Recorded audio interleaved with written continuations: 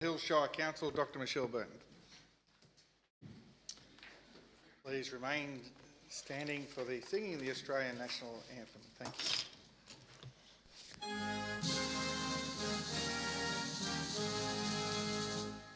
Australians, oh, let us rejoice, for we are one and free.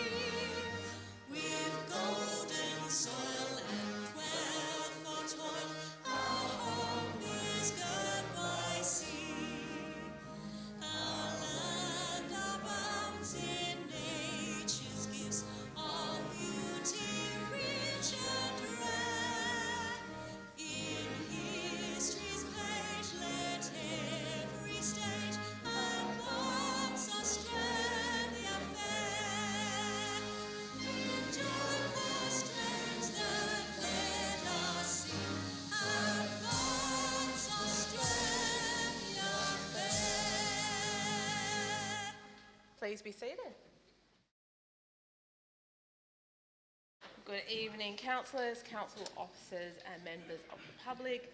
Welcome to tonight's ordinary meeting of the Hillshire Council, this being the 30th of June 2026.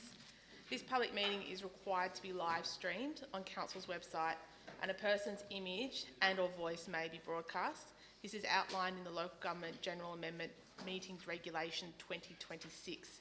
Attendance at this meeting is to be taken as consent by a person to their image and or their voice being live streamed.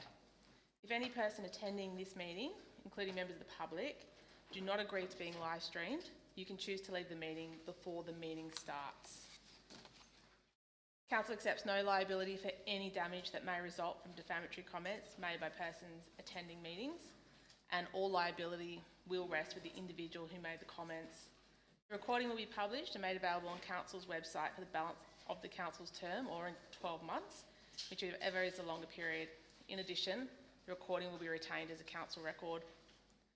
Members of the public are afforded the privilege of attending this meeting to witness the Council making its decisions. Individuals acting in a disorderly manner can be asked to leave the meeting. Members of the public must remain silent, must not bring flags, signs or protest material, and must not disrupt the meeting. As we get underway, can everyone make sure that their mobile phones are on silent? The person must not live stream or use an audio recorder, video camera, mobile phone or any other device to make a recording or to take a photograph these proceedings unless you have prior authorisation of this council. I would like to begin this meeting by acknowledging the traditional custodians on the land on which we meet today, and I'd also like to pay my respects to elders past and present, and as I'm accustomed to doing so, I'd also like to acknowledge our veterans and all those who have and who are currently serving our great nation. Tonight's prayer will be given by Jessie Murray from Hillsong Church Campus.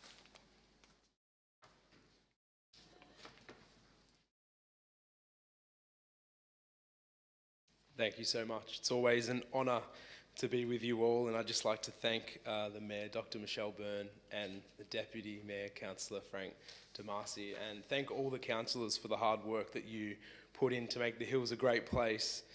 At our house with my young family, we have some very serious conversations around what superpower you would want, especially with my 4-year-old daughter who thinks she's 14, but that's another conversation. Would it be flying? Would it be super strength? Would it be super speed? That might be helpful in the traffic sometimes of Sydney. Turning invisible, everyone has their favourite, but I'm trying to teach my daughter something much more powerful about the power of love. If you think about it, the power of love has the power to heal hurt and pain, has the power to make someone feel seen and heard. Love that forgives and gives people a second chance. A love that can change someone's day and potentially change someone's life. The Bible describes God's character and nature as love and has a lot to say about it. In fact, I love this scripture. Love is patient, love is kind. It does not envy, it does not boast. It is not proud, it does not dishonour others. It is not self-seeking, it is not easily angered. It keeps no record of wrongs. Love does not delight in evil but rejoices with the truth. It always protects, always trusts, always hopes, and always perseveres. That's the power of love. I've found personally you don't have to wear a cape, but you do need to be willing to offer this love to people. in a way that I believe Christ does. And so my personal prayer is that we would understand this power of love that we can hold on to, but also that we can give to our community, and that the Hills would be known for this as a place of love, where we look at individuals, and I think the Hills Sleep Out speaks to this, who are even in hurt and pain, and we offer them a step up and a hand up. So let us pray tonight. Heavenly Father, we thank you that you are a God of love, and that tonight, as we come around this meeting, God, we just thank you for the men and women in this room who dedicate their lives to serving the people of this community, God. We pray for the Hills, the families, the businesses, the organisations, and all the homes in the Hills District. May you continue to pour out your love. And God, we pray for the Hills Sleep Out. May it be smooth. May there be no storms this year. And may we be able to really make a difference in our community. In Jesus' name, amen. Amen. Amen. Thank you, Jesse. Thank you for your service and being a breath of fresh air around our community as well. It's great to have someone so young who's so heavily involved. And I do enjoy hearing about your conversations with your children. Children tell you the truth. There's no filter. They're very, very honest, sometimes a bit too honest. But thank you for your support of the Sleep Out as well, and wanting to help us help the community who are doing it tough. We look forward to seeing you at the Sleep Out, and hopefully it does not storm and rain us out this year. But thank you for what you do for our community, and we look forward to seeing you again very soon. We move to item 1, confirmation of the minutes, ordinary meeting of council, 16th of June 2026. Councillor Bonham, moved by Councillor Bonham. To a seconder. Councillor Damasi. Is there any debate? No debate, I'll put it. All those in favour say aye. Those against? The ayes have it, those minutes are carried. Thank you, councillors. Are there any apologies this evening, councillors? Yes, Madam Mayor. I just wanted to state that Councillor Rena Jetty will not be here this evening, and ask that a leave of absence be granted. Have a seconder? Thank you, Councillor Jackson. Is there any debate? I'll put it. All those in favour say aye. Those against? It's carried. Councillor Jetty's apologies are accepted and leave of absence is now granted to her. Councillors, are there any declarations of interest this evening? Councillor Uno. I would like to declare a non-pecuniary significant conflict of interest, Madam Mayor, for item 9, the Orange Blossom Festival, as I am the President of Hills Community Aid and I will be leaving the chamber. Thank you. Are there any other declarations? I'll also declare a non-pecuniary less than significant conflict for item 9. I am the patron of Hills Community Aid. For the sake of transparency, I'll also leave the room. No other declarations, councillors? No? We move to mayoral minutes. Mayoral minute number 18/2026. Congratulations to Hills residents representing Australia in the 2026 Commonwealth Games. Councillors, the athletes who will be representing Australia at the 2026 Commonwealth Games at Glasgow have been announced, and 4 Hills athletes have qualified. I would like to extend my congratulations to Julie Charlton, OAM, Hannah Dodd, Ritam Malik, and Josh Katz for this incredible achievement. Julie Charlton, OAM, will be representing Australia in the women's shot put. I've had the pleasure of working alongside Julie when she was one of Council's youth ambassadors in 2021, and more recently as a current member of our Disability Inclusion Action Plan reference group. Julie is a passionate advocate for people with disability, an athletics coach, and of course a talented athlete herself. Last year she received the Medal of the Order of Australia for her service to sport and to people with disability. This is Julie's second time representing Australia in the Commonwealth Games after her first appearance in the 2022 Games in Birmingham. Hannah Dodd will be representing Australia in the women's wheelchair basketball 3x3. Hannah also represented Australia during the 2022 Commonwealth Games in Birmingham, as well as the 2015 Osaka Cup and the 2020 Paralympic Games in Tokyo. Ritam Malik, who trains at Sydney Hills Gymnastics at Bella Vista, will be representing Australia in the men's artistic gymnastics. This will be 19-year-old Ritam's debut. What an amazing career milestone for Ritam, who first began training in gymnastics when he was just 6 years old. He is also the first male gymnast of Indian heritage to represent Australia at the Commonwealth Games. Ritam's coach, Vasily Trofimov, will also join the Australian men's artistic gymnastics team at the National Training Camp in Glasgow to help the athletes prepare for the Commonwealth Games. Josh Katz, who trains at Budokan Judo Club in Castle Hill, will again represent Australia in Glasgow after winning a bronze medal in the Commonwealth Games in Birmingham in 2022. Josh's big brother Nathan also won a bronze medal at the Birmingham Games. and 4 years later will serve as one of the national coaches at the Glasgow Games. He'll be in great position to support Josh. Qualifying for the Commonwealth Games is no small feat. It places Julie, Hannah, Ritam and Josh among the very best athletes who have dedicated their passion, discipline and resilience to their chosen sport. The Four Hills locals are part of a team of 257 Australian athletes who represent their country on the world stage and strive to bring home a medal. On behalf of the Council and the Hillshire community, we wish Julie, Hannah, Ritam and Josh the very best of luck for the Commonwealth Games. We will be cheering you on, and I hope you feel all our love and support across the world when you reach Glasgow. For those who would like to follow our Hills Athletes Commonwealth Games journey, they will be held from the 23rd of July to the 2nd of August and will be broadcast live by Channel 7 and 7+. Councillor Damasi. Thank you, Madam Mayor, and I fully support your mayoral meeting minute this evening, Madam Mayor, regarding congratulating our local athletes.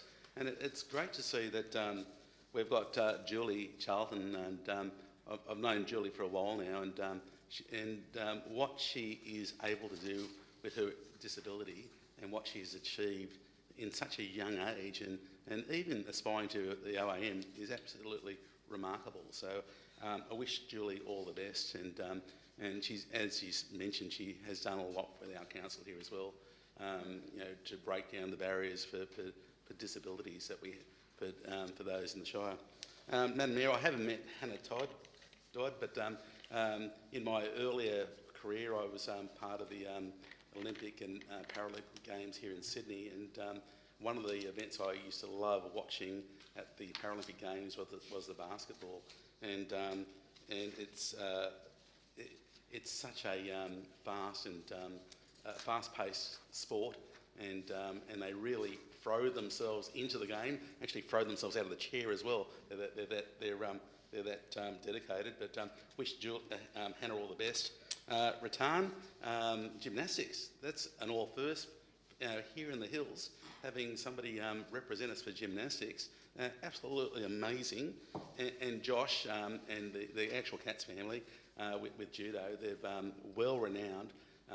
What they do, not only at Commonwealth Games but also Olympic Games level as well. So wishing Josh every success over in Glasgow.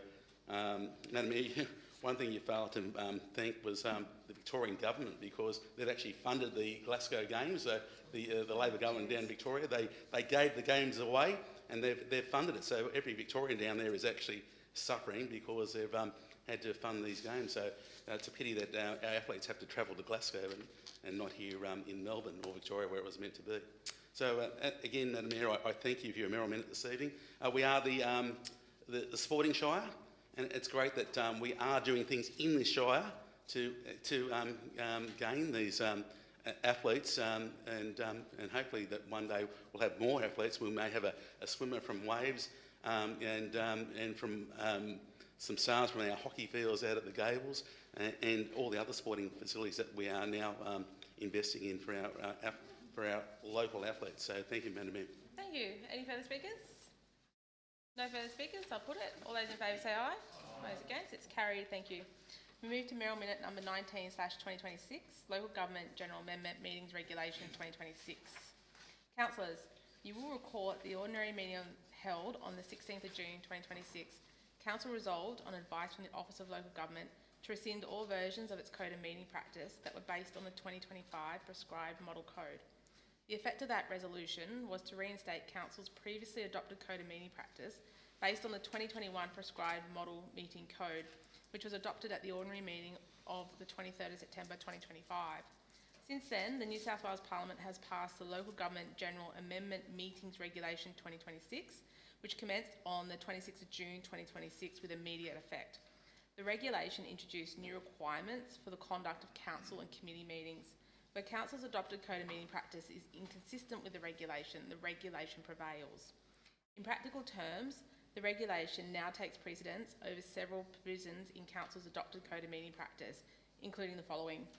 Council meetings and meetings of committees whose members are all councillors must be live streamed. Recording of those meetings must be retained on council's website for the balance of the council term or for 12 months, whichever is the longer period. For this purpose, live streaming means both audio and visual coverage. Councillors, other than the Mayor or the chairperson of a meeting, are prohibited from meeting with staff before meetings of council or committees of council to discuss matters that are or will be listed on the agenda. Councillors may still ask questions of staff or seek further information about agenda items. However, that information must be provided in writing and, where practicable, published on Council's website before the meeting, unless it relates to a confidential matter. Councils are required at the first meeting following each ordinary election and following the adoption of a new meeting code to authorise the person presiding at meetings under Section 10, Subclause 2 of the Local Government Act 1993 to exercise the power of expulsion in response to acts of disorder by councillors or disorderly conduct by members of the public. While accordingly it is not necessary to amend Council's Code of Meeting Practice for these new regulatory provisions to apply, Council must now consider authorising the Mayor, Deputy Mayor and any person chairing a meeting of Council or a committee of Council to exercise the power of expulsion of any person, including any councillor, from a meeting pursuant to Section 10 2B of the Local Government Act 1993. This was authorised at the meeting of the 23rd of September 2025, but subsequently rescinded at the ordinary meeting on the 16th of June 2026. The Code of Meeting Practice includes these provisions. However, a resolution to give authority is required to give effect to these provisions. Accordingly, I move that 1, this mirror minute be received, and 2, Council authorise the Mayor, Deputy Mayor and any other person chairing a meeting to exercise the power of expulsion of any person, including any councillor, from a council or committee meeting for the purposes of Section 10 2B of the Local Government Act 1993. Councillors, anyone wish to speak to it? Councillor Blue. Thank you, Madam Mayor, and thank you for bringing this to the chamber this evening. I'm a little bit disappointed in having to have some regulations put on this council, or on all councils in matter, straight away after the rescission of the code by the New South Wales State Government.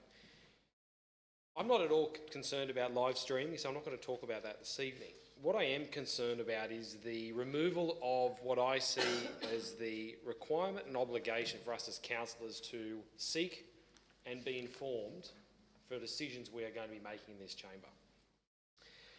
I, like others in this chamber, have undertaken a number of local government courses, and one of those courses I found most useful was the AICD Company Directors course.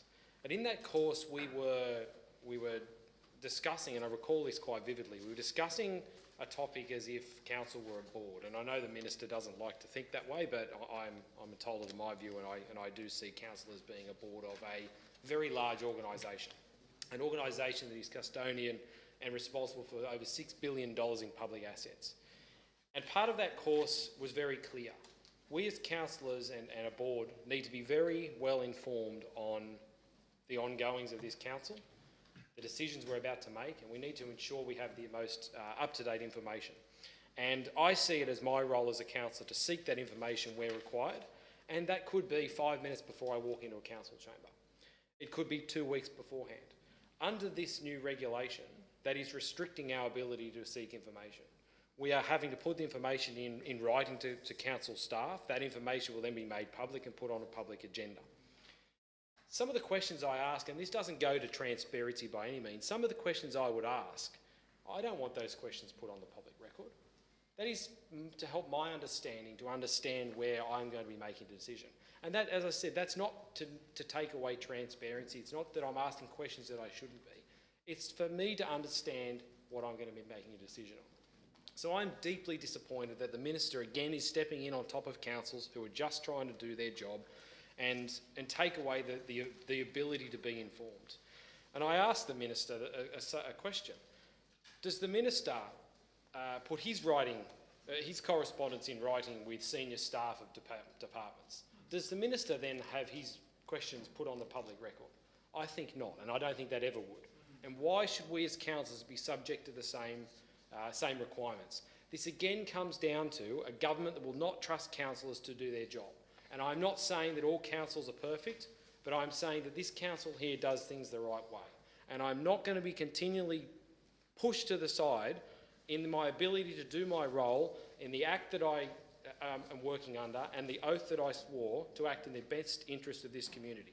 Under these new regulations, I'm convinced that I cannot act in the best interest of this community because I cannot have, not given the opportunity to ask the questions that I need to ask in the manner that I see fit.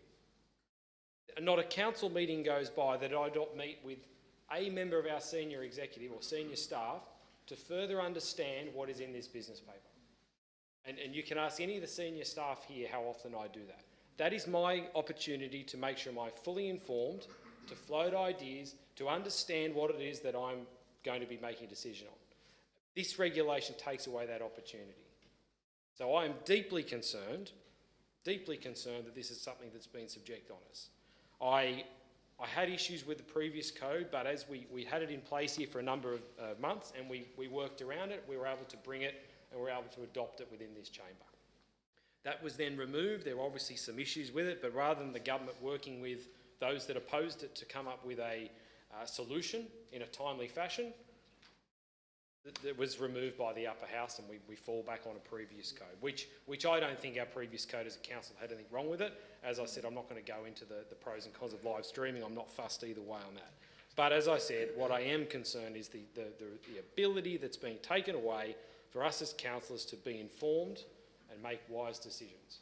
So I'm not sure where this regulation lands. It's clearly been passed already, but I see time and time again the abilities of council laws to act under the Act are being taken away. And when I read this, when it came out late last week, my first thought is, well, are we heading down a path of having no councillors? Why have councillors that can't be put in a position? Moving extension of time, moved by Councillor Massey, second by Councillor Jackson. All those in favour say aye. Against, continue. Thank you. Why are we here? If we can't be here to be informed and make decisions, or we do make decisions and the state override them, or policies that we adopt and we put forward as a council come in over the top and the state override them, I do question, is this just one way of getting rid of councils? I'll leave it at that. Thank you.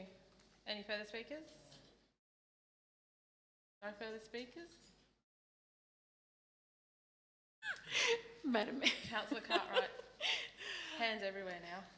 Madam Mayor, it's for the first time ever, I agree with Councillor Blue, and it's not often I agree with. It's the first time ever I agree with Councillor Blue. I agree with Minister Honig that yes, I'm all for live streaming, for transparency, for our constituents to see the behaviour of each of us councillors here in the chamber. However, unfortunately, it's not perfect. To strip away our ability to ask questions to staff, that is our basic essential right to be better informed. And when I read that, it was like, what? It was like, yeah. So I agree with Councillor Blue on this issue. Yep. Thank you. Thank you, Councillor Cartwright. Councillor Bonham and then Councillor Casby. I just have a quick question, and I think maybe council could get clarification from the minister, because the first point 2, the bullet point 2, we said we're prohibited from meeting with staff, but then it said, well, actually you can ask questions. So I guess that almost sounds like a contradiction. However, it says that as long as the response is in writing. So I'm guessing, or I'm assuming, do we correspond with staff by email? Is that what he's asking us to do? Do we ask them a question and wait for them to respond by email? It's really not clear. I think it's a poorly worded dot point. Yeah, I'd just like that clarified by the minister, perhaps. Thank you. Okay, you wish to respond to that? Madam Mayor, only to say that, and probably for the purpose of tonight, I can read out what the legislation actually says. So it amends 236A,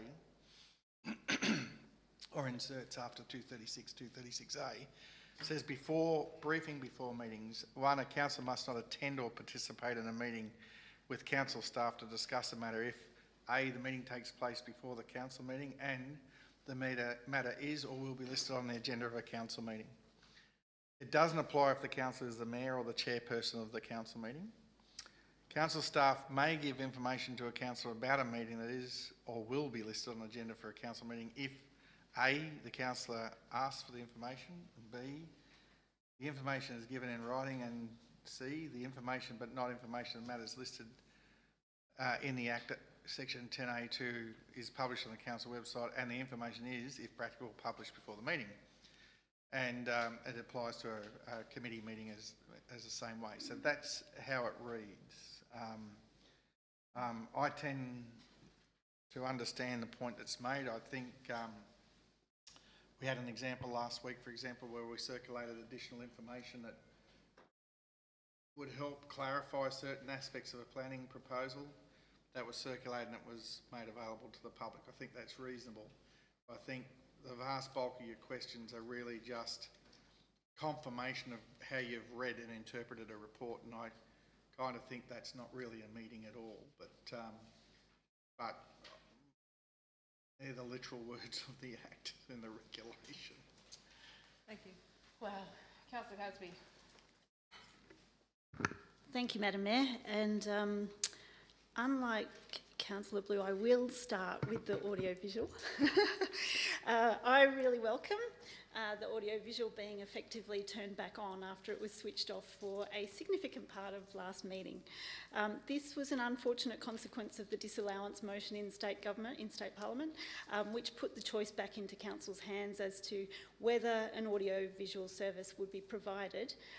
And as we know, the decision was to revert back to audio only, recording and providing that 3 days later. So I do thank the state government and the Minister Honig for stepping in so quickly to mandate that all councils provide an audiovisual service for their residents. This is a good thing, and we should all want and work towards a transparent, inclusive and accessible system of local government. I do, however, agree partly with what Councillor Blue had to say. I think this definitely needs some working through. I'm not here to defend the Minister. There are a lot of diverse councils that all operate in different ways. Obviously, there are some that have major issues, and I have heard some worrying examples where briefings are heard just before a council meeting and then there's no debate on the floor, which is what we don't want. So this definitely needs working through so that we can get the ability or have the ability to have good workshops, thoroughly understand the issues, talk with our very experienced staff and very well informed staff as well. But we also have to balance this with providing a good level of public transparency. So I think there's definitely work to be done in this space. Thank you. Thank you, Councillor Casby. Any further speakers? Councillor Jackson. Thank you, Madam Mayor. I was hugely disappointed to see this come up, especially with the justification provided in the circular provided to councils.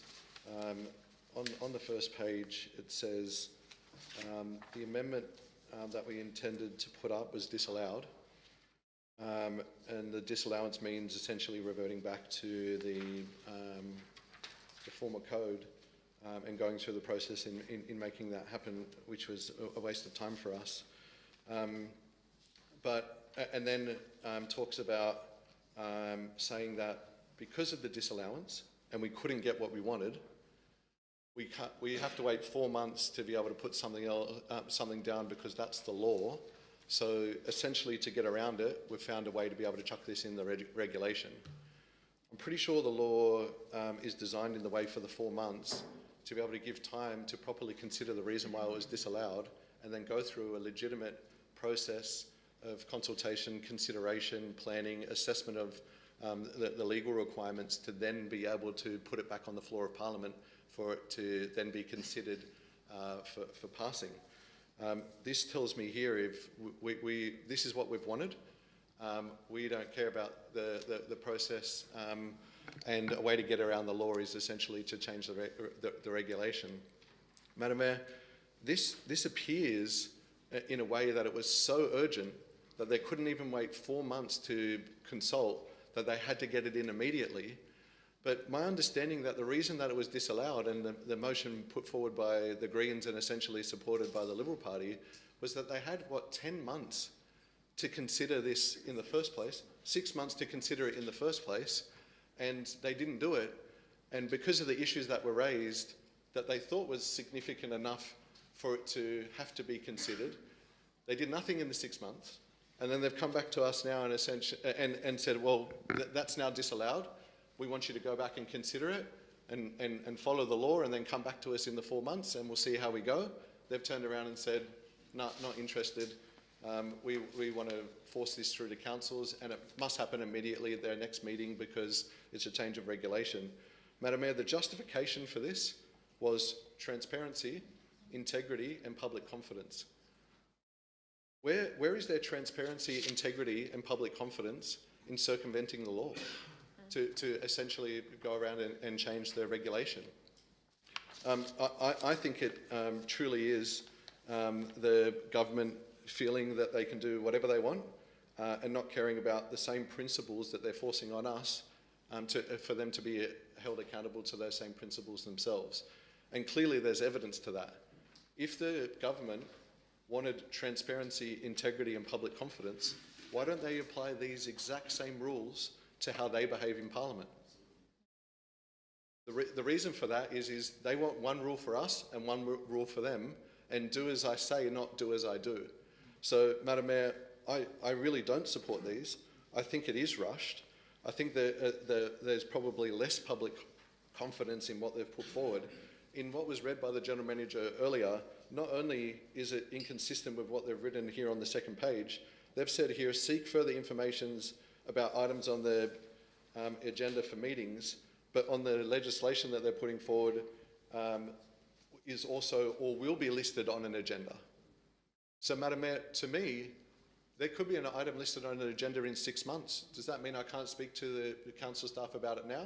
Or is that just only relevant to the council meeting that is occurring at the soonest point in time? I don't think there's any clarity at all.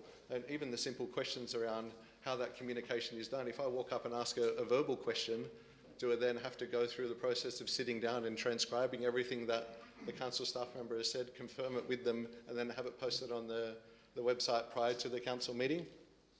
Completely impractical for the point of trying to achieve transparency, integrity and public confidence. I think there's many other ways to be able to go about doing it, and the first way is to follow the wishes of the upper house, which was go away, you've had time, come back when it's actually done properly. Madam Mayor, the points on here that says on the document here and also on the website goes through not just the transparency, but also equipping chairpersons at meetings with more effective tools to address disorder. I haven't seen that as... I move by Councillor Blue, second by Councillor Massey. All those in favour say aye.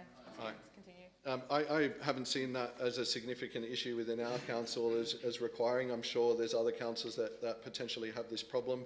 Why they saw that as so urgent right now to be able to bring this in versus another issue that was raised in the speech by the Greens member was the challenge around people being able to attend council meetings remotely because of the fuel crisis and the distance required in some of those regional areas. That's not a consideration. I would see that as more important than necessarily how to kick people out and tell them how bad they are. And then they talk about greater flexibility of county councils. I think they had to try and work out a particular way that could resolve essentially the fact that this regulation is quite broad in impacting a number of different areas and hopefully pick this one up. Because of its speed in what it's been delivered, I think there is a number of issues and a number of issues to be resolved and should have been resolved the proper way. Thank you, Madam Mayor. Thank you, Councillor Jackson. Any Point further of speakers? order, Madam Mayor. I believe Yes. there's some form of protest going on in the gallery. Hadn't even noticed. Any further speakers? Councillor Hazelden. Madam Mayor, I think there has been some very well expressed, eloquently expressed concerns about the issues raised in your mayoral minute. Madam Mayor, I'd like to propose an amendment based on what I've heard this evening. The amendment would read that the Mayor write to the Minister for Local Government with copy to Local Government New South Wales, seeking the reasons for the ban on councillors' meetings with staff prior to a meeting and expressing our concern about the potential impacts of this on effective operation of all councils. So, Madam Mayor, I'm happy to provide a written transcript of that. I'm happy to include that in the motion, that's fine. We just get up on the screen. Have to type it. Shall I Can you read it out again? slowly? Read it out slowly? Read it a bit I slower. thought the voice transcript may have covered it, Madam Mayor. That the Mayor write to the Minister for Local Government with a copy to Local Government New South Wales, Minister for Local Government,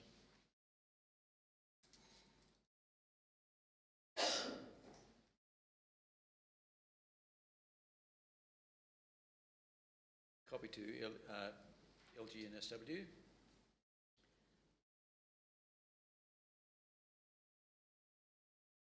seeking the reasons for the ban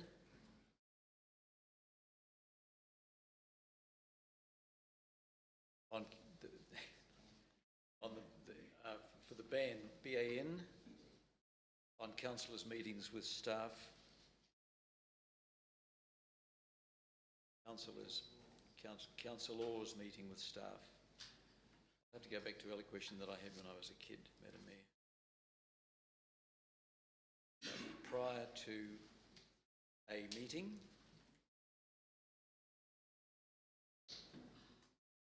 prior, not poor, prior,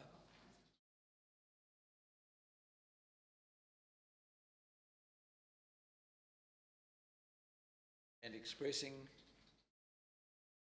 our concern about the potential impact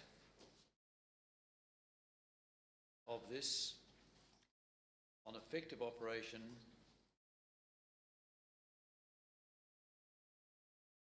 of all councils.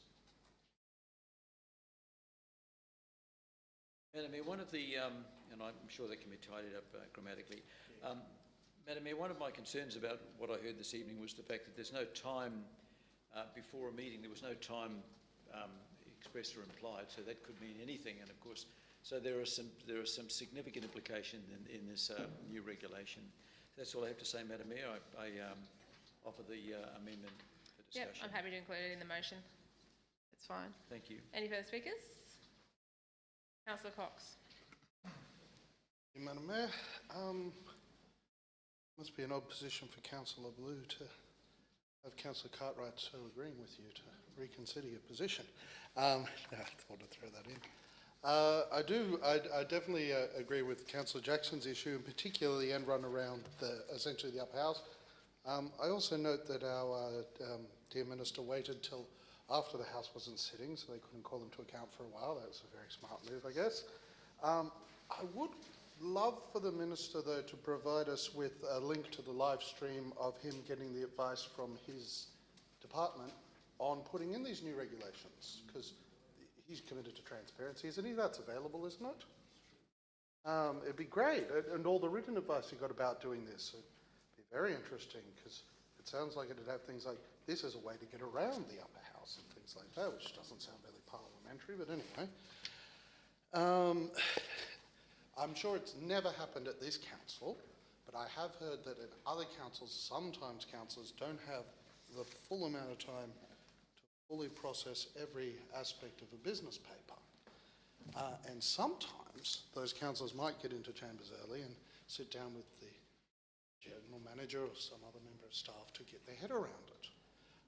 If that's going to be published, that's not going to happen again. And we're going to have councillors in other councils, not here of course, but other councillors might end up voting on things and going, it's better to not remove the doubt and ask the question, so I'll just go in ignorant and vote based on what I hear in the chamber and what I can read quickly now. This does not sound good. The other option that council would have is, I guess they could throw the business paper into one of the AIs and ask it what it says, for a brief summary, Again, I don't think that's as good as asking the people that wrote the document, and we have access to them. But the bottom line is, a question taken out of context could easily be reframed and suggest and put a person in a negative light, and it will hesitate. People will hesitate to ask perfectly innocent, reasonable questions because they know they're going to get scrutinised, or they might have some activist group that's out to make them look like a bad councillor, take something they've said out of context. Again, would never happen here. So yeah, this would it would seriously be bad for new councillors after this election coming up, our next election, because a new councillor has all sorts of rather stupid questions to ask because they're learning a process they know nothing about. I also think the fact that they haven't given any judgment to staff on this matter about maybe it should have been any pertinent information or etc. is made public, but no, it's just everything. We can't trust the staff to the judgment call on whether something's, actually important or worth publishing, and we can't give them discretion. It's either the implication being that they lack the judgment or they lack the integrity. So I'd imagine new ministers, it even goes double, but again, I'd love for the first meeting of a minister with his department and subsequent meetings to be live streamed. That'd be great. I don't know if they think it was so good then. I'd also like to draw everyone's attention to the fact that the council the minister was part of, I believe, is Botany Council, and I thought they were weird in 2008 when I first ran for council because their election results came in a few months early, and that's because no one else nominated. There was just the Labor ticket. They were all duly elected because there was no one contesting any of the spots. Given that that's where this minister's coming from, I can see how he'd be sceptical about workshops because it'd be over the party pre-selected, presumably largely under one person's influence, and I could see how that might cause problems. A council such as ours, a more normal council, you have some Labor, Green, the Liberals, all the staff. For some big conspiracy to happen in a workshop, you need a whole lot of people in on it, and political rivals that are quite happy to have a go at each other in a private chamber to just go along with corruption and not bring it up. I find it laughable that they think this is something to promote integrity. I think those systems are far more robust. I also think there's a serious risk with too much information getting out, in the sense that if you see every minute detail of every process, of every step, of every decision in an organisation with 600 people that work for it, there will be far too much information for anyone to survey, and anyone that committed to... right now, most residents have no idea what's on our business paper tonight, and, they're trusting us to make good judgment calls on it, and that's fine. And Move an extension time, moved by Councillor Massey, second by Councillor Bonham. All those in favour say aye. Those against, continue. it'd be insanely unreasonable for our residents, every resident of the Shire, to be across this. If you want to 10x this paper to get to how every decision or every piece of information here was decided upon, then anyone, a bad actor, could take all that out of context and cut it up and put it on social media and suggest that things are happening that aren't.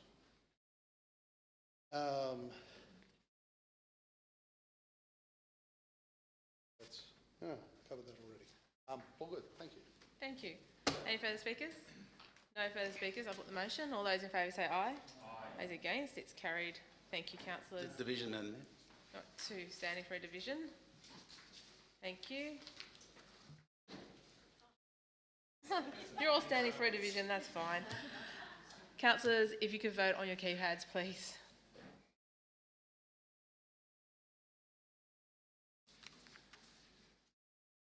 All votes are in, madam. All votes are in. It's unanimous. But for the tape recording proceedings of tonight's meeting, I'll read out the names of the councillors voting for. Councillor Blue, Councillor Bonham, Councillor Cartwright, Councillor Cox, Councillor Massey, Councillor Casby, Councillor Gretsiva, Councillor Hazelden, Councillor Jackson, Councillor Severage, Councillor Unano, and myself, Mayor Dr. Byrne. And Councillor Jetty is absent, is carried. Thank you, councillors. We now move to Mayor Minute number 20/2026. Meeting with the Honourable Michelle Rowland MP, Attorney General of Australia, Federal Member for Greenway.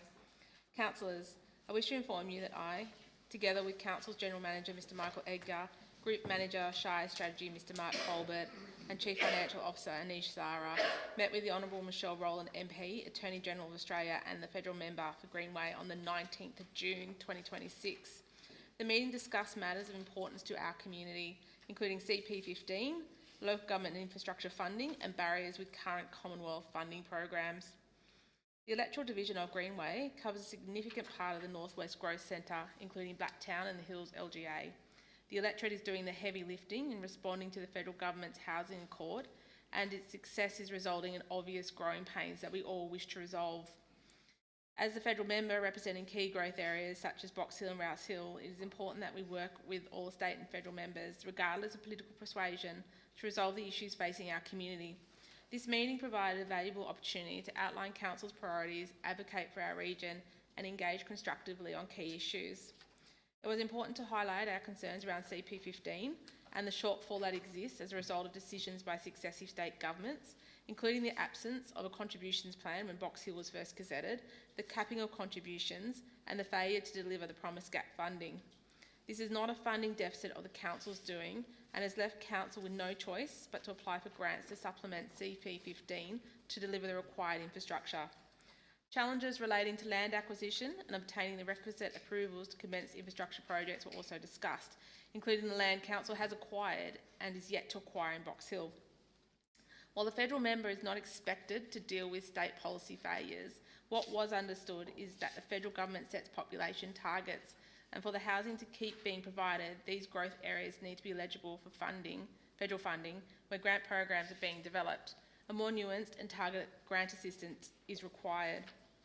Although a state issue, we also discussed the need to upgrade Windsor Road and the importance of ensuring the Garfield Road East upgrade continues across Windsor Road and includes the first section of Terry Road. Unfortunately, the Transport for New South Wales project for the upgraded Garfield Road East now ends at Windsor Road, as that's all the funding that is available. In its current form, this will be half a job and will fail the pub test if the intersection is not widened on the Terry Road corridor, where the government has committed to the widening by zoning land for that purpose. If not now, when? How can the Terry Road, Windsor Road, Garfield East Road intersection be upgraded with all the land, utility and other adjustments required only to leave the Terry Road leg as it is? It's nonsensical, and hopefully our collective minds can put this right. We also discussed the eligibility criteria attached to a number of federal funding programs. We're starting to see programs that support housing growth, and while well-intentioned, the eligibility criteria is excluding areas like the Northwest Growth Centre. We spoke about the 250 odd lots that are performing as temporary basins instead of 250 more homes. What better way to unlock these homes than to help us fund the drainage basins on the land we are acquiring? These constraints, together with a shortfall in CP15, are impacting Council's capacity to deliver the critical infrastructure, including roads, community facilities and services required to support this significant population growth. The broader issue of sustainable local government funding was also raised, including the need for funding models that better reflect the realities of high growth areas and ensure councils are not disadvantaged when seeking Commonwealth support. We spoke about there being no funding for new libraries, pools, community centres and indoor recreation facilities, meaning we will literally have whole communities absence of this kind of basic infrastructure that was funded in the past. Minister Rowland showed a deep understanding of the challenges faced by rapidly growing communities, and I was impressed by the questions she asked and her willingness to work with Council to help resolve the issues in Box Hill. On behalf of Council, I sincerely thank Minister Rowland for taking the time to meet with us and for her willingness to listen and engage constructively on these important matters. Her continued advocacy for the Greenway electorate and understanding the needs of growing communities is greatly appreciated.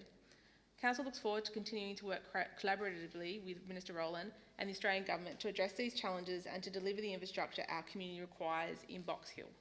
Accordingly, I move that 1, this mayoral minute be received, and 2, Council write to the Honourable Michelle Rowland MP, Federal Member for Greenway, thanking her for taking the time to meet with Council to discuss these important issues and for her willingness to continue working with Council to help resolve the issues in Box Hill. Councillor De Massey. Thank you, Madam Mayor, and thank you for your mayoral minute this evening regarding this meeting. And just to start with, Madam Mayor, I'd like to thank yourself, the General Manager and the staff who arranged this meeting for Council.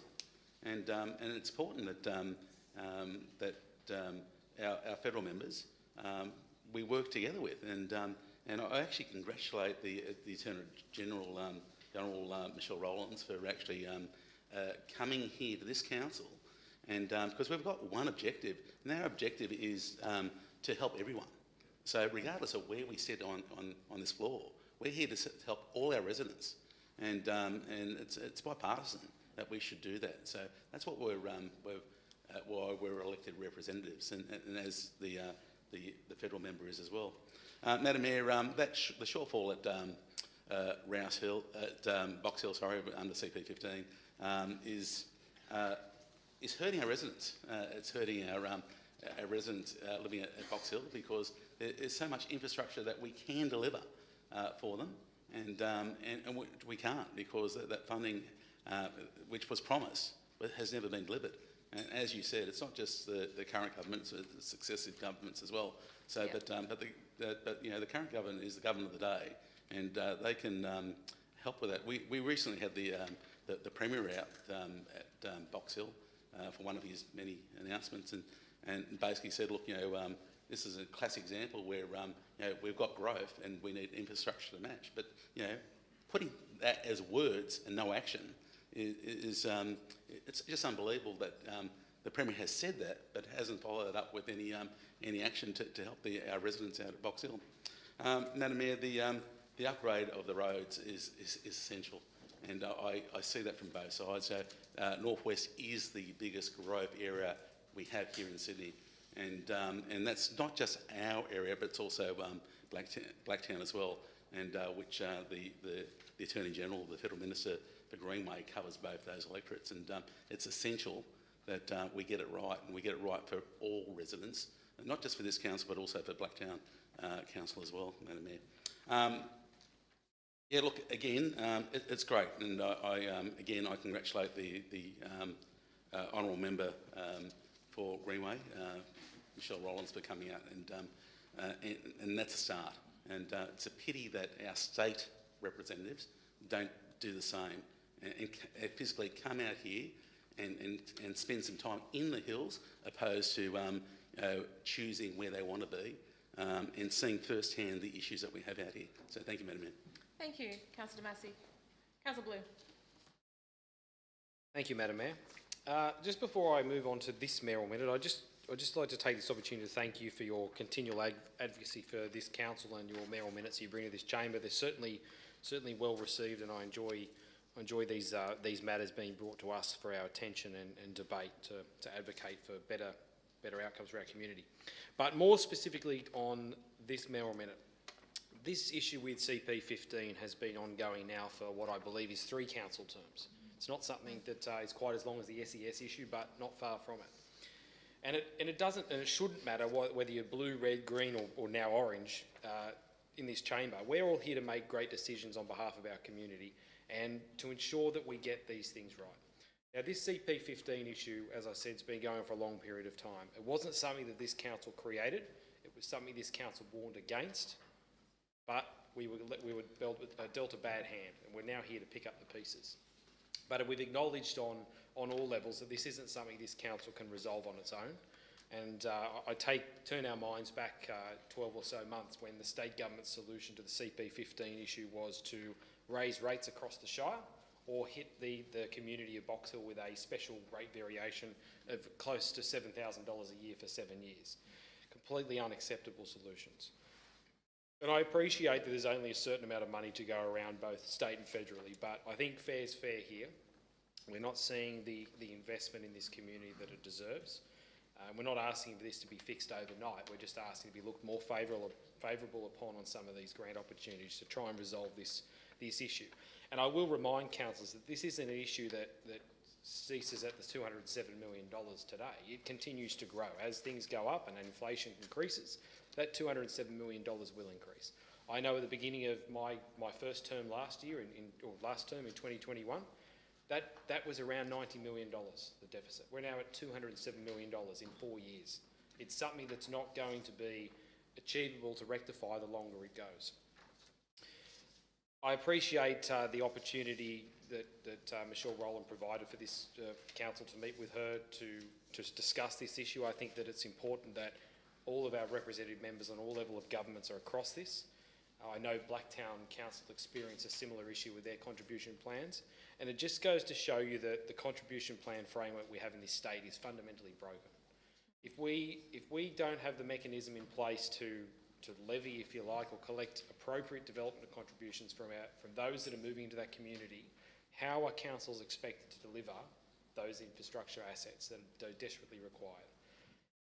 I always take liberty in using this from our annual report, that approximately 66% of council's general income comes from rates. 66%. We've got to find the other remaining portion to fund, whether it be waste levies, whether it be financial assistance grants or user fees and charges. So just because we've got more people moving into the Shire doesn't mean that it gets any easier to deliver this infrastructure. I have a great issue with contribution plan framework where it seems to pay for the bare necessities. It might pay for sporting fields, it might pay for parks, it might pay for roads and intersection upgrades, but it fails to provide a mechanism for collection of funds for those facilities and assets that our community deserve and are expected in the modern day. Those being indoor recreation centres, aquatic facilities, halls and community centres. All of those assets and facilities can't be provided through the contribution plan framework. And I turn council's mind back to the redevelopment of Waves Fitness Aquatic Centre a number of years ago. That was fully funded through this council of a tune of $52 million without any external funding and no contribution plan framework to fund that. It's something that this council had to save for a period of time, and through financial management, diligent financial management, was able to fund that on its own. I do wish to give credit where credit is due, and I thank the Honourable Michelle Rowland for meeting with this council and furthering her understanding in this issue. I hope that it now relates to some more favourable treatment as assistance grants and funding programs that this community and council can apply for. I know that the CP15 issue is what I see as one of the biggest issues this council has, and it ties in more generally in our infrastructure concerns. But attending local committee meetings in Box Hill, I know at the last council election and the election before that, this isn't an issue that the community are just going to let go. They want this resolved, and so deservedly. What I think we struggle with here as a council to inform the community is this isn't... Hearing extension moved by Councillor Massey, second by Councillor Bonham. All those in favour say aye. Against. Thank Continue. you, councillors. This isn't an issue that council created, and it's not one it can solve, but it unfortunately gets blamed. Council gets the blame for this time and time again. So I think councillors need to do all they possibly can to continue the advocacy to get this right and to inform the community this isn't a council issue that was created by, but it's something we have to continue to advocate for a resolution. I thank you, Madam Mayor, and our senior staff for meeting with Michelle Rowland, and I look forward to receiving an update on this as we move forward. Thank you. Thank you, Councillor Blue. Any further speakers? Councillor Hazelden, and then Councillor Jackson. I too commend you for the minute, and also commend the Minister for taking the time to listen, albeit belatedly.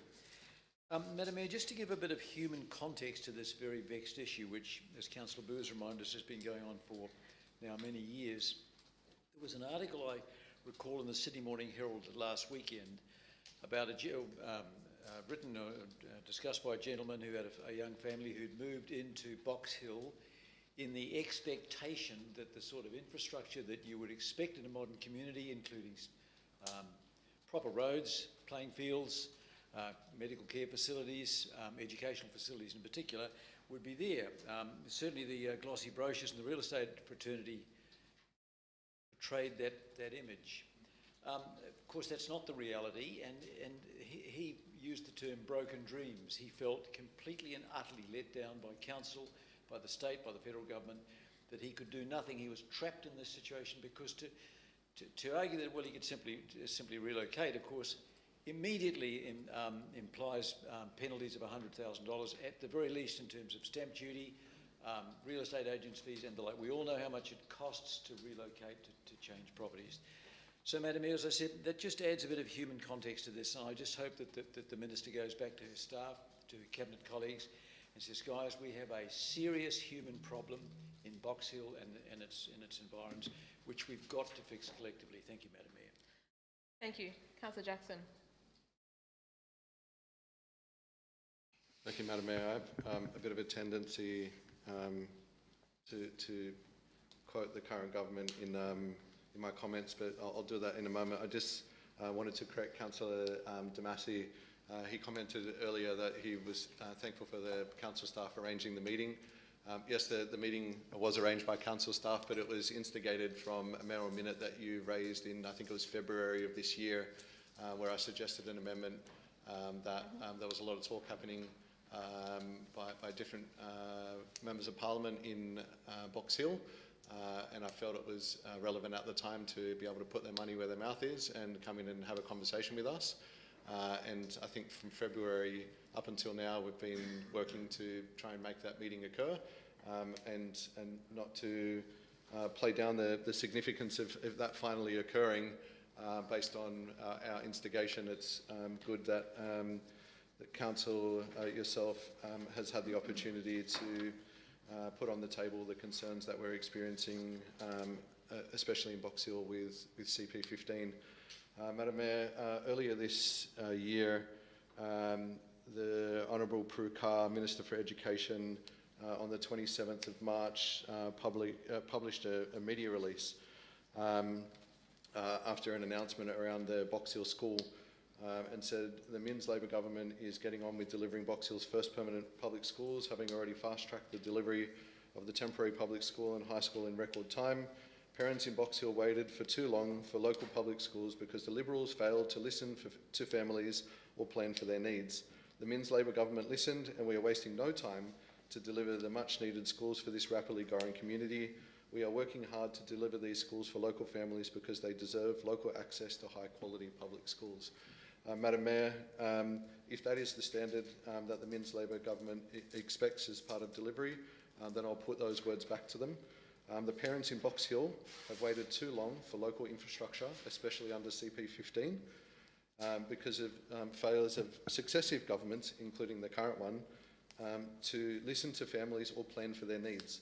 The Minns Labor government needs to listen and waste no time to deliver the much-needed infrastructure for this rapid growing community. I think they should work hard to deliver this infrastructure for local families because they deserve local access to high-quality local infrastructure. Madam Mayor, if it's good to say to the community when you're standing up after putting the shovel in the ground and beating your chest and saying we're delivering a school when a school should have been delivered anyway, then I think it's completely fair for those same words to be used. In even recognition to say that these previous guys failed, we're better, or show us you're better. Because under CP15, there hasn't been any delivery of local infrastructure to support CP15, other than the Minns Labor government delivering a school which the state government is meant to deliver anyway. Thank you, Madam Mayor. Thank you. Any further speakers? No further speakers. I'll put them in a minute. All those in favour say aye. Aye. Those against? Is carried. Thank you, councillors. You like a division? Okay. 2 for a division. Thank you, councillors. If you can vote on your keypads, please.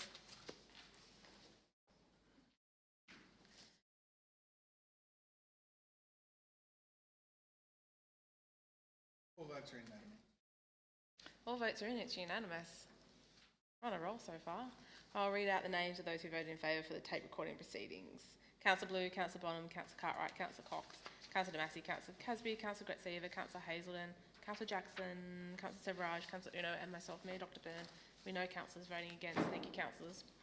We now move to Mayoral Minute number 21/2026. Education infrastructure must keep pace with growth in the hills.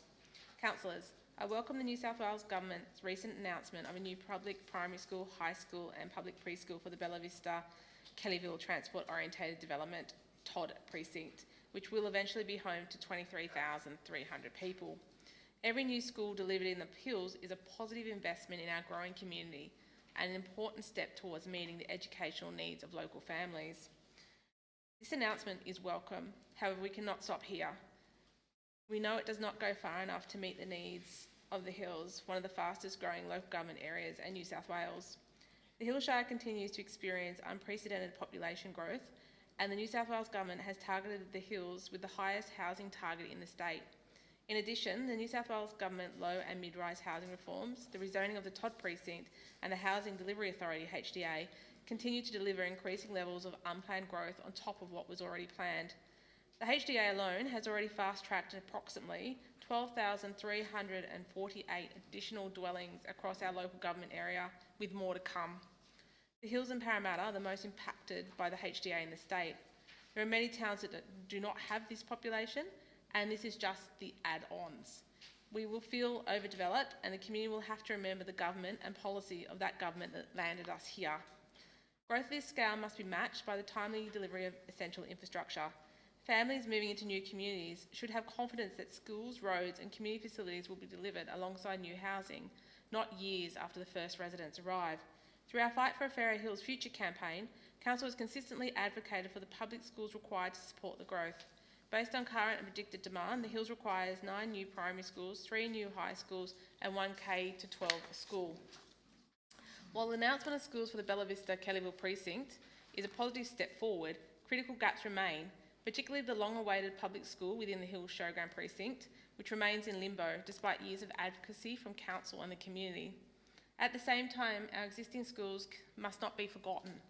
Castle Hill High School, one of the largest schools in the state, currently relies on 51 demountable classrooms to accommodate its students, highlighting the significant pressure on its permanent facilities and the urgent need for investment in additional permanent learning spaces and upgraded infrastructure. Parents from Baulkham Hills North Public School have also raised concerns with me about the condition of the school's ageing facilities, including bathroom amenities that they say are in such poor condition that some students avoid using them during the school day. Parents have also expressed disappointment that an upgrade previously understood to be planned has not progressed, leaving the school community uncertain about when or if these improvements will be delivered. Our established schools have educated generations of Hills families and deserve the same level of investment as our growing communities. Investment in education infrastructure must not be limited to new growth areas, while existing schools continue to face ageing facilities and increased enrolments. The Hills community is doing its part to accommodate Sydney's housing needs. It is only reasonable that the New South Wales Government ensures education infrastructure keeps pace with this growth. State infrastructure must lead growth, not lag behind it. Our families deserve certainty that every child has access to a modern, well-equipped local public school, regardless of whether they live in an established suburb or a newly developed precinct.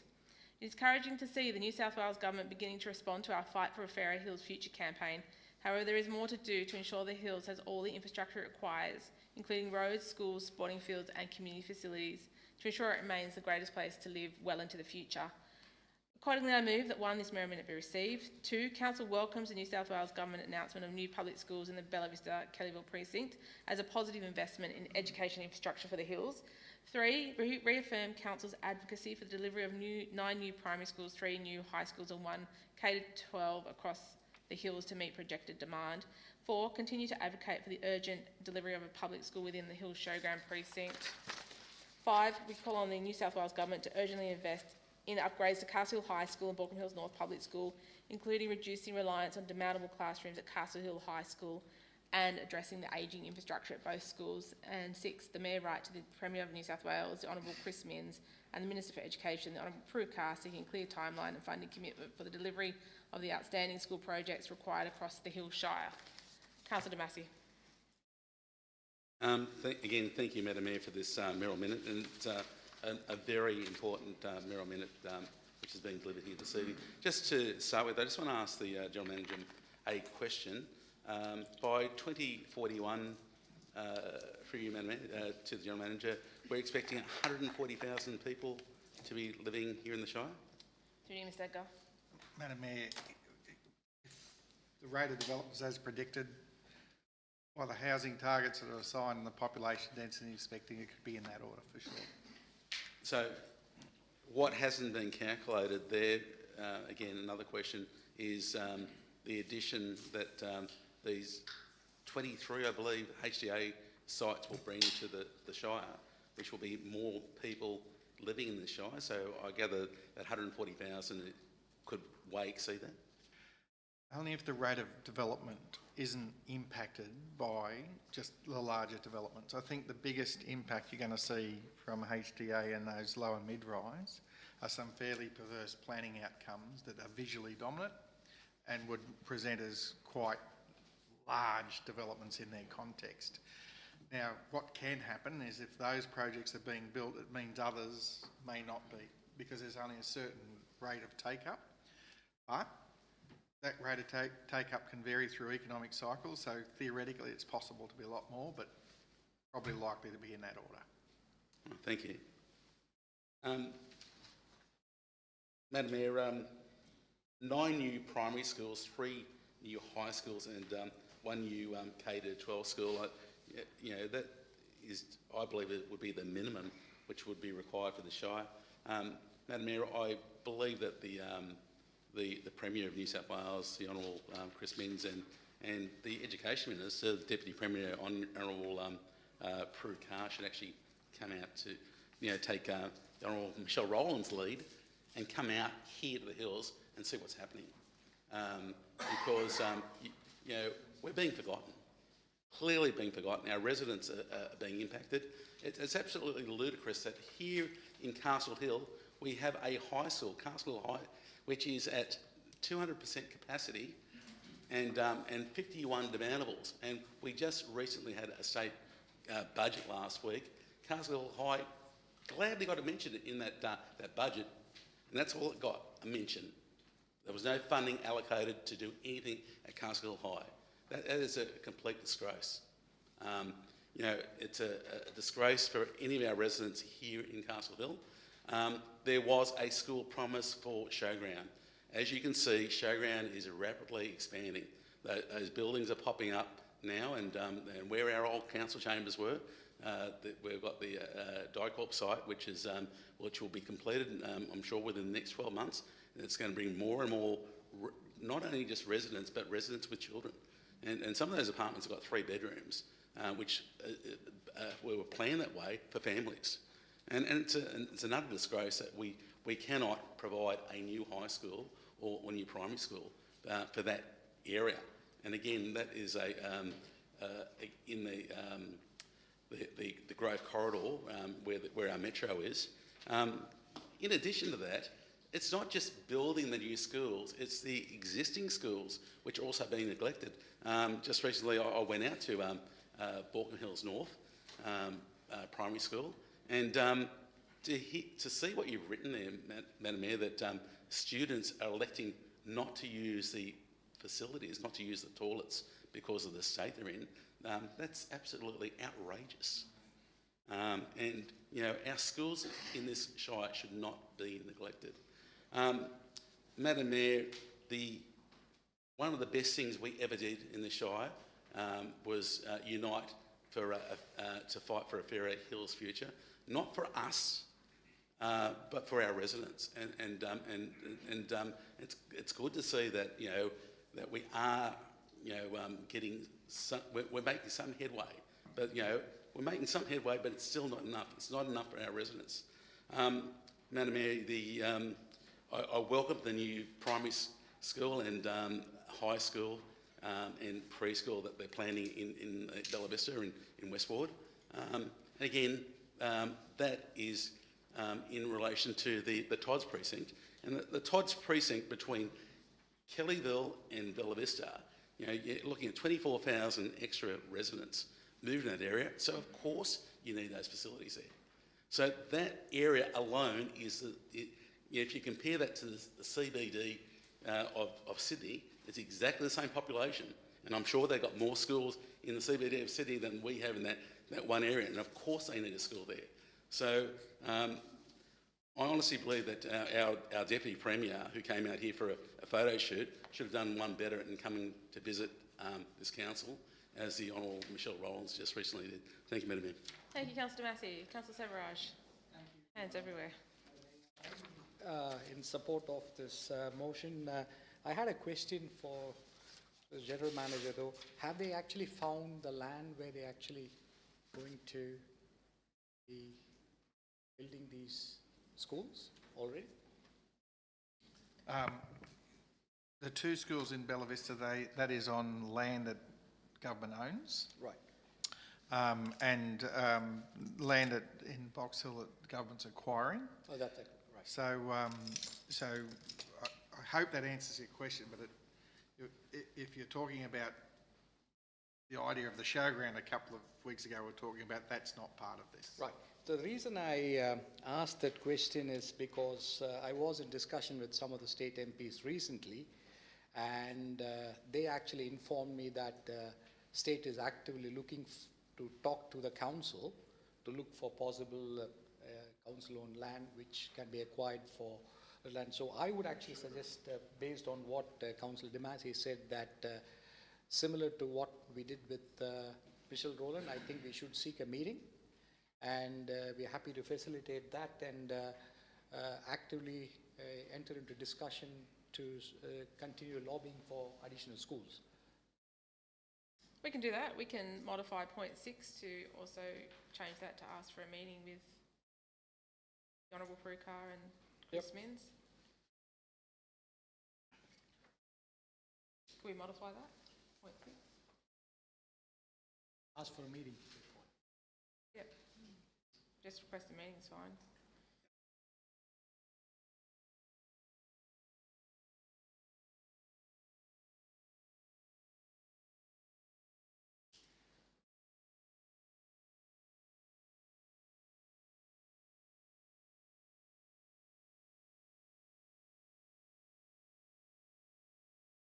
I think we could just stop, request a meeting.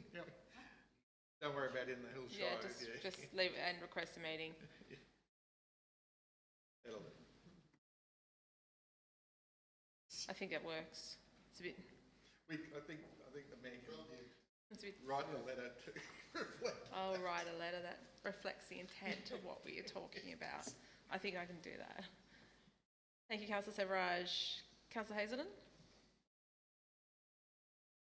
Mention on a night of powerful mayoral minutes, I think there's a consistent theme here. One of the recurrent issues that we talk about in this chamber are these staggering numbers. The HDL alone has already fast-tracked approximately 12,500 additional. That's simply 25,000 people. If you say 12,500 dwellings quickly, it doesn't seem a lot, given the apartments going up around Showground Road and others. But that's 25,000 people in the context of the extra between 5,000 and 10,000 a year, which we talked about just only a few minutes ago.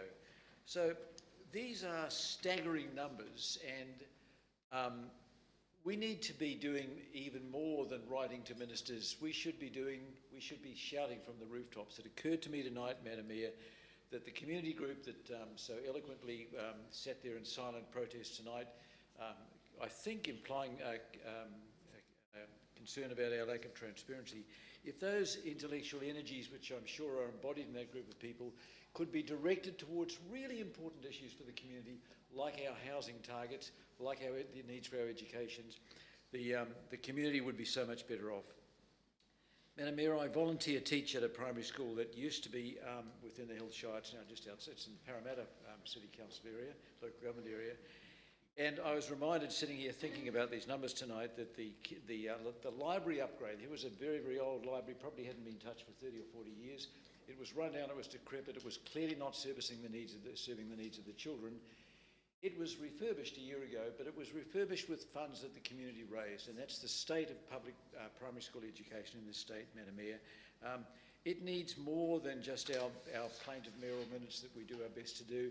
It needs us all to be shouting from the rooftops, and it needs community groups like the group I just referred to earlier that have now vacated the chamber to use their energies towards the same sort of goals that we're honestly and diligently pursuing in this chamber. Thank you, Madam Mayor. Thank you, Councillor Hazelden. Any further speakers? Madam. Councillor Cartwright. No, it's okay. Councillor Cartwright, off you go. Madam Mayor, firstly, I want to make it absolutely clear that I support continued advocacy for more public schools across the hills. As one of the fastest growing regions in New South Wales, our residents rightly expect education infrastructure to keep pace with population growth. Every child deserves access to modern, well-equipped public schools close to home. Every family deserves confidence that essential infrastructure will be delivered alongside new housing. So on that point, I don't believe there is any disagreement.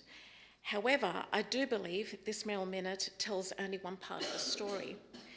It focuses almost entirely on what still needs to be delivered, yet says very little about what has already been achieved in just one term of the Minns Labor government. So context matters. For 12 years, the Hills was represented by a Liberal New South Wales government. During those 12 years, our shire experienced extraordinary population growth. Tens of thousands of new residents moved into communities across Kellyville, Bella Vista, North Kellyville, Box Hill, Gables and Rouse Hill. Thousands upon thousands of homes were approved, yet essential infrastructure simply did not keep pace. Schools became overcrowded. Many existing public schools relied on demountable classrooms. Roads became increasingly congested. Community infrastructure struggled to meet demand. Families were repeatedly told that infrastructure would eventually catch up. After 12 years, much of it hadn't. That is the reality inherited by the current Labor government.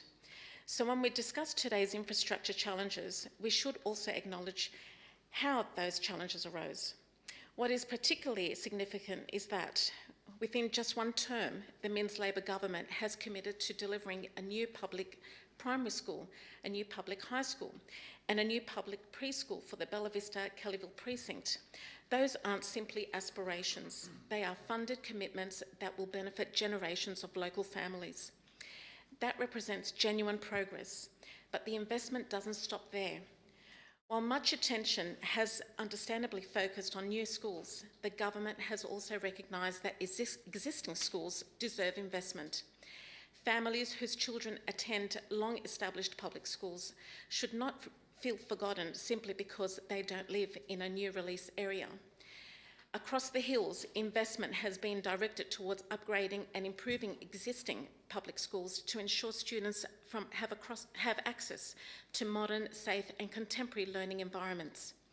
That includes refurbishing ageing facilities, improving classrooms, upgrading amenities and investing in infrastructure that supports both current and future enrolments.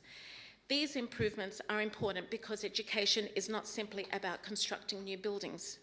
It is equally about ensuring that schools which have served our community for decades continue to provide high-quality learning environments for today's students. Every child deserves that opportunity, regardless of whether they attend a brand new school or one that has educated generations of Hills families. The Mirror Minute specifically refers to concerns about ageing facilities and infrastructure pressures. Those concerns are entirely valid. However, they are also precisely why the government's investment in upgrading existing schools should be acknowledged. So addressing years of deferred maintenance and ageing infrastructure is not something that happens overnight. It requires planning, funding and sustained investment. That work has now commenced. Is there more to do? Absolutely. No one is suggesting otherwise. Council should continue advocating for additional schools. Council should continue advocating for upgraded facilities. Council should continue advocating for roads, sporting fields, community facilities and transport infrastructure. That is our responsibility. Our advocacy should also be accompanied by fairness. It is difficult to criticise a government for not resolving in just 3 years infrastructure challenges that accumulated over more than a decade. Schools cannot be designed, funded, approved and built overnight. Nor can years of deferred maintenance across existing schools be eliminated in a single budget cycle. Yet, despite inheriting a significant infrastructure backlog, we are already seeing meaningful investment begin. That deserves acknowledgement. The Hills community deserves an honest assessment. They deserve to know that while more investment is certainly required, the current government has already begun addressing both sides of the equation. Move extension by Councillor Massey, second by Councillor Bonham. All those in favour say aye. Against? It is investing in new schools for our rapidly growing communities, and it is investing in existing public schools that students already living in the Hills also benefit from modern, high-quality educational facilities. That is the balanced approach our community has been asking for. So yes, let us continue advocating for more, but let us also recognise genuine progress when it occurs. because after 12 years of infrastructure failing to keep pace with growth, the Minns Labor government has, in just one term, begun delivering new public schools while also investing in the renewal and improvement of existing public schools across our shire. That doesn't mean the work is finished, it means the work has finally begun. Thank you. Thank you, Councillor Blue. And then Councillor Cox. Thank you, Madam Mayor. Yeah, this is a great Melbourne Minute and really brings to the forefront just the issue we're experiencing. And I thank Councillor Cartwright for her speech. It was so artificial it failed to provide a single example of what she was talking about. But Madam Mayor, talking about actual facts, this is about infrastructure and it's about delivering for our community. I want to talk about where some of these problems have existed. And when we think of town planning, and use the term town planning quite broadly, we think of providing infrastructure to go with housing. This council has been instrumental in a number of precinct plans, the Hills Growth Corridor strategy, a number of plans that this council put in place over a period of time. Those were plans that identified what areas could sustain some growth, what infrastructure would be required, and the likely mechanism for its funding. Turn to 3 years ago when we had a change of state government. A number of council's precinct plans were pushed to the side. We saw the introduction of low to mid-rise housing. We saw the TODs, and now we've seen the HDA. And Madam Mayor, I recently saw an ad for holidays being advertised in the Hills. The ad said, at advertisers, "Come to the Hills, a developer's paradise," sponsored by the HDA. Isn't this fantastic? We've now got an organisation here in the state, the HDA, who just seems to approve developments at a rapid pace with absolutely no forethought on where the infrastructure is going to be. So yes, Councillor Cartwright can talk about the infrastructure that never came, but the current government have brought in this behemoth of a HDA, behemoth of planning proposals and policy that just fast tracks and turbocharges development. I'll take the Showground precinct, for example. The previous government, and I hate referring to the previous government and the current government, but given that we've started on that, I'm going to continue. The previous government put in place a dwelling cap in the Showground precinct for 5,000 dwellings, until a school was built. What was the first thing that the Minns Labor government did here in the Hills? The first thing. They removed the cap, lifted the lid, and where did the school go? Nowhere. Where is the school? So we can all say that the government have, and I'll use Councillor Cartwright's word, committed, understood, acknowledged, promised. Yeah, they're great words, but I'm yet to see anything on the ground. And yes, I understand it takes some time to build a school and actually get the design underway and have it open. But I didn't see anything in the budget for new schools. I didn't see, apart from the ones in the Todd precinct. I'm not focusing on just that there. The Bella Vista Kellyville precinct is just one part of it.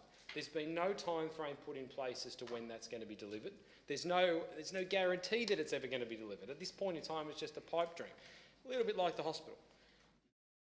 When you talk about providing infrastructure, you can't lift the lid and turbocharge development in this shire without providing it. It should go hand in hand, glove in fist. If you have a policy that comes out and says in Kellyville we're going to lift the dwelling cap, or we're going to lift the dwelling number to X, school's going with it. If we want to do this over in the Showground precinct, then there's a school coming straight away with it. I cannot understand why in this country we have such a broken planning and policy scheme where we just seem to rapidly lift. And this, we don't lie. This has all been driven by the state from what their federal counterparts have pushed down. 1.2 million houses in 5 years, and that's where it's come from. And it's, as I think as Madam Mayor often says, it's development at all costs. There's no benefit here apart from providing housing. That's it. We're not providing housing that comes with infrastructure. We're not providing housing that comes with parks, schools, anything that a modern day community here in Australia is going to expect. We are going to be creating slums where you've got people that are stuck in a box, they've got nowhere to play, they've got nowhere to transport, they've got nowhere to go to school, and what sort of communities are we delivering here? I cannot understand how we continually have to keep advocating for infrastructure here in the hills, time and time again. I don't know how many times I've stood up here and spoken about the same thing on infrastructure here in the hills. When is someone going to pay attention and look at this? I'm sick and tired of reading what they're getting over in Blacktown, what they're getting in the other areas where seem to be, you know, fantastic areas for the government to spend their money on. The hills is missing out again. Councillor Cartwright uses... Move extension, moved by Councillor Massey, seconded by Councillor Cox. All those in favour say aye. Against, continue. Thank you, councillors. Councillor Cartwright uses the example that the 12 years of the previous government, 12 years of the previous government didn't lift the dwellings to what is some would say the highest housing target in the state of I think it was 36,000 dwellings by 2040. I'd hate to think where we're at with that now. And if the argument was correct that we hadn't kept up with the infrastructure, why did we then go and approve more housing that's going to have more of an issue before we fix the problem? So it's almost like saying, oh, we acknowledge there's a problem, but that's someone else caused that, so we're not going to fix that. We're going to create another problem, and we're not going to fix that either. So before we start approving more homes, and before we start trying to say that we're doing all this lovely stuff, let's get the basics right. Till we do, we're going to be talking about this in another 5 years' time. Thank you. Thank you. Councillor Cox. Just a couple of little issues. I would stress to my dear colleague Councillor Blue that it's 1.2 million dwellings. They're not houses. Very few houses, in fact. Great Australian dream of having a house with a backyard seems to be going pretty quick. I'd also say the planning system's where it is, as broken as it was before we had our friends at the HTA, because of knee-jerk changes. There's obstructionist councils in the inner city wherever blocking development. We'll just make all these things you can bypass it with. What's the impact on the areas that were working with the government to deliver development? Oh, well, they're screwed. They can have the bad outcomes, and it just keeps happening. And now they're doing it with HDAs as well. I'd also stress that they're not making a new problem. They're compounding an existing problem, which is in some ways far worse, making it far more acute. I'd ask Councillor Cartwright that if it's so obvious, the neglect for 12 years, the poor people of the hills got nothing, why didn't the Minns Labor government say, hey Hills, we're coming to rescue you. When we get into government, we see all these obvious problems and all the obvious neglect. They did not say that in the lead up to the election. They have said that as an excuse after the election as to why they're further neglecting us, which again makes no sense, because if we're the neglected area, we need it even more. I'd also say, I know Councillor Blue brought it up, but the cap on the showground removal was just the obvious fact that the only thing they're concerned with is housing. As I understand it up there, there's even some talk of a developer saying, look, put some of my hide up here and I'll build you a school as my contribution. And that, no, we couldn't do that. That'd make too much sense. I'd also stress that we haven't even covered in this minute, and maybe it can be added in somewhere, but the massive uplift in Cherrybrook still doesn't have a school. Again, the state owned the land. They could have said, we want to put 100 or whatever, 3,000 apartments on the land we own. This part's a school. We're putting 3,000 on the rest. There's your extra height, Mr. Developer Man. Pay us, and there's free land for a school practically. But that, again, would make too much sense. And then the children wouldn't need a bus or anything. They could just walk to school. That'd be crazy talk. Why don't we just send them over to Cherrybrook Tech that already exists in so many demountables? That'll work much better. And we can have buses taking them there and things, or they can ride bikes and get hit by cars. It'll be wonderful. Much better than if they could just walk down from their apartments.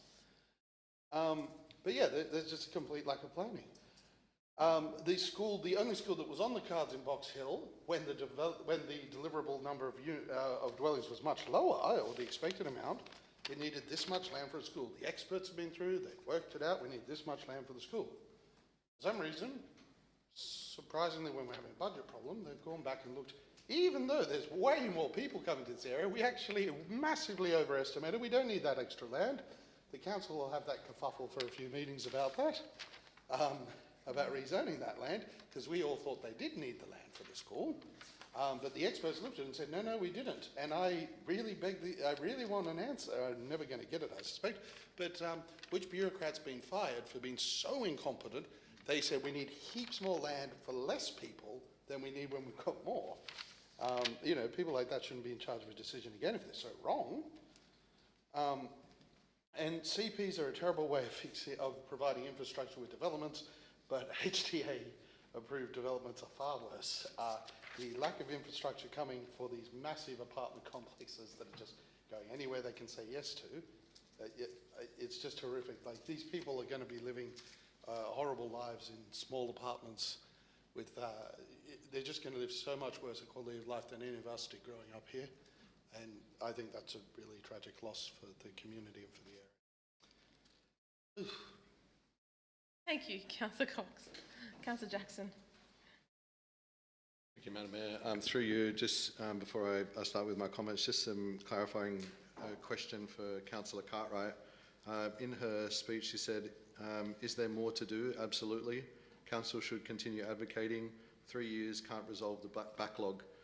I just wanted to confirm with Councillor Cartwright if she thinks that the government has caught up or whether there's more work to do. Councillor Cartwright. I believe I mentioned that there's more work to do, that the work has only just started to begin. So it's not just the schools, it's the hospital that's underway in its construction. So we're certainly, under the Minns Labor government, we're certainly making progress, unlike the Liberals. So unlike the Liberals, they rave on about the metro, the development of the metro station, which is absolutely fantastic, but they fell dismally on their parking. That's where they fell dismally. And so we're now bearing the brunt on the lack of parking in every metro station. So, but we are certainly back to education, we are certainly making progress with the school developments here in the Hills, and also the refurbishing of the existing schools, Matthew Pearce, Rouse Hill High School, Excelsior Public, just to name a few. So the government, and I believe Prue Carr also mentioned on her Facebook that she's also addressing the issue of the 50 plus demountables in Castle Hill High School. So that is also being addressed. So just to clarify, haven't caught up yet? Of course they haven't caught up yet. Okay, cool, thanks. But under this Appreciate government, that. under this one-term government, they are making a lot in here in the Hills compared to the Liberals 12 years in government in their safe Liberal seat. Fantastic. So, thank you, Councillor Cartwright. Councillor Jackson. Madam Mayor, on the 22nd of June 2026, the Honourable Prue Carr said, "We came to government promising to rebuild public education in New South Wales, and we've spent 3 years delivering on that promise." Right? Now, having worked hard to address the failures of the Liberals and Nationals, as the same talking points that Councillor Cartwright keeps going on about, at least they're consistent in the Labor Party, to build schools in our fastest growing suburbs, the budget shifts our focus from catching up to planning ahead. Madam Mayor, but there's still catching up to do, according to Councillor Cartwright. I think she should probably confirm with the Honourable Prue Carr what the message actually is. Madam Mayor, it says here that they've caught up and they're now going to planning ahead. So they've caught up with Castle Hill High School. I don't know what we're all talking about. Everyone's already caught up. Maybe the message should be further clarified. AR can't tell us everything, Madam Mayor, about what's going on, and sometimes we need to talk to our colleagues because clearly there's an inconsistent message in the Labor Party at the moment, with the Honourable Prue Carr saying that they've caught up and now they're planning ahead, but Councillor Cartwright saying, no, we haven't caught up yet, we've still got plenty of time to go. Very confusing for our residents, Madam Mayor. Especially when the whole thing about the previous motion, the adjustment of the regulation was around public confidence. Madam Mayor, there was also comments made about council should continue advocating. I agree, but it's unfortunate from what's described in your mayoral minute, you referenced the Fight for a Fairy Hills campaign, which is council advocating to state government to be able to get all of these things that Councillor Cartwright has said that we actually need, but Councillor Cartwright didn't support the Fight for a Fairer Hills. We have multiple occasions and minutes to be able to show, especially when there was a division, that these weren't supported. So Councillor Cartwright says that we should continue advocating, but at the same time refuses to support motions to advocate that come from council that, as you've already indicated in here, and what is still on some of our sporting fields is for, I think in here was 9 extra schools, parks, and a number of other things, 3 new high schools. Madam Mayor, I'm very discouraged Point of order, Madam by Mayor. the comments Can I made just, point of order? Councillor Jacob Jackson has failed to acknowledge that the reason why I declined to... Hang on, what point of the code of meeting practice are you referring to? What's your point of order? Sorry, he's failed Apart from to... rebutting what he said. Sorry, he's failed to acknowledge the reason why I... Madam Mayor, that's not a valid point of That's order. not a point of order. Please sit down, Councillor Jackson. Thank you, Madam Mayor. The other comments made earlier was by Councillor Cartwright was 3 years can't resolve the backlog, but but the Honourable Prue Carr is saying that we've spent 3 years delivering on the promise, and then once again he's focusing on transitioning from catching up to planning ahead. Clearly, Madam Mayor, there isn't really much of a care for the issues that remain, despite the continued talking points about the failures of the Liberals and Nationals to build schools in our fastest growing suburbs.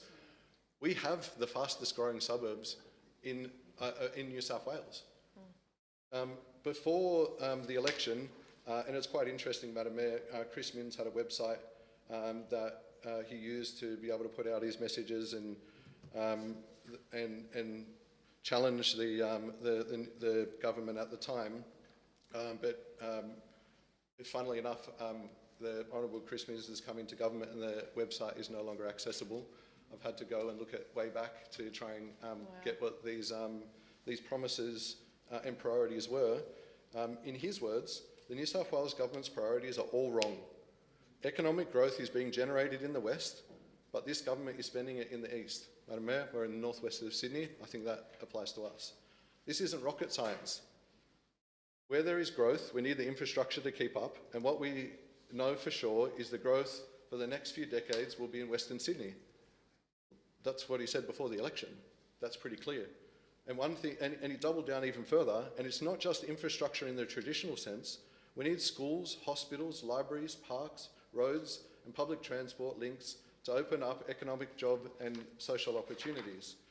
He says a Minns Labor government will direct infrastructure spending to where it is more needed out west. It says this government just wants to push hundreds of thousands of people into Western Sydney without any infrastructure to match. It's time the West gets its fair share. Madam Mayor, all we're asking for is our fair share, and clearly through this TOD program, clearly through the HDA, the Minns Labor government is doing exactly what he was accusing of the previous government of doing, of pushing hundreds of thousands of people into Western Sydney without any infrastructure to match. Madam Mayor, in his words, it's time the West gets its fair share. Thank you, Councillor Jackson. Any further speakers? Councillor Bonham. Madam Mayor, and thanks for a very substantial mayoral minute. I'd also like to thank Councillor Cartwright for reminding us once again that the Labor government has been in for more than 3 years. I wonder when they're going to hit their straps. I think there's a danger in playing the blame game, though. I think I'm fairly confident in stating that it was a Labor government that put a contributions cap on one of our biggest headaches, which is CP15. We've spoken about that tonight. But in any case, they came to government, the Labor government came to government facing infrastructure shortfalls in the hills, and they didn't address these problems.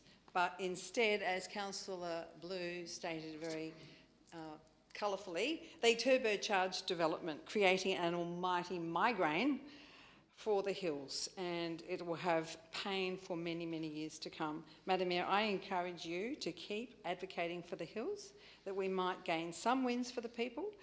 It's all we can do at this moment. Thank you. Thank you, Councillor Bonham. Question? Councillor Blue's got a question. Yeah, thank you, Madam Mayor. Just a question for you. Yes.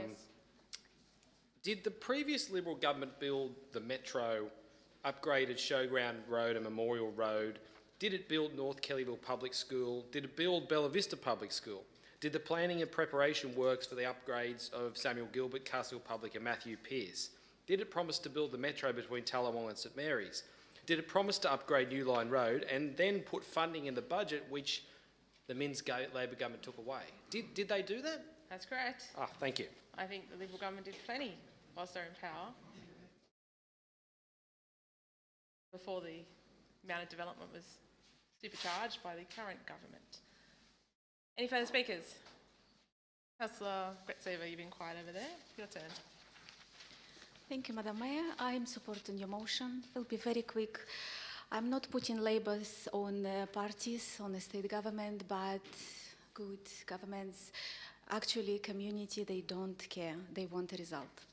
So when we're talking about result, I'm really encourage our community, go to government website and review actually our budget.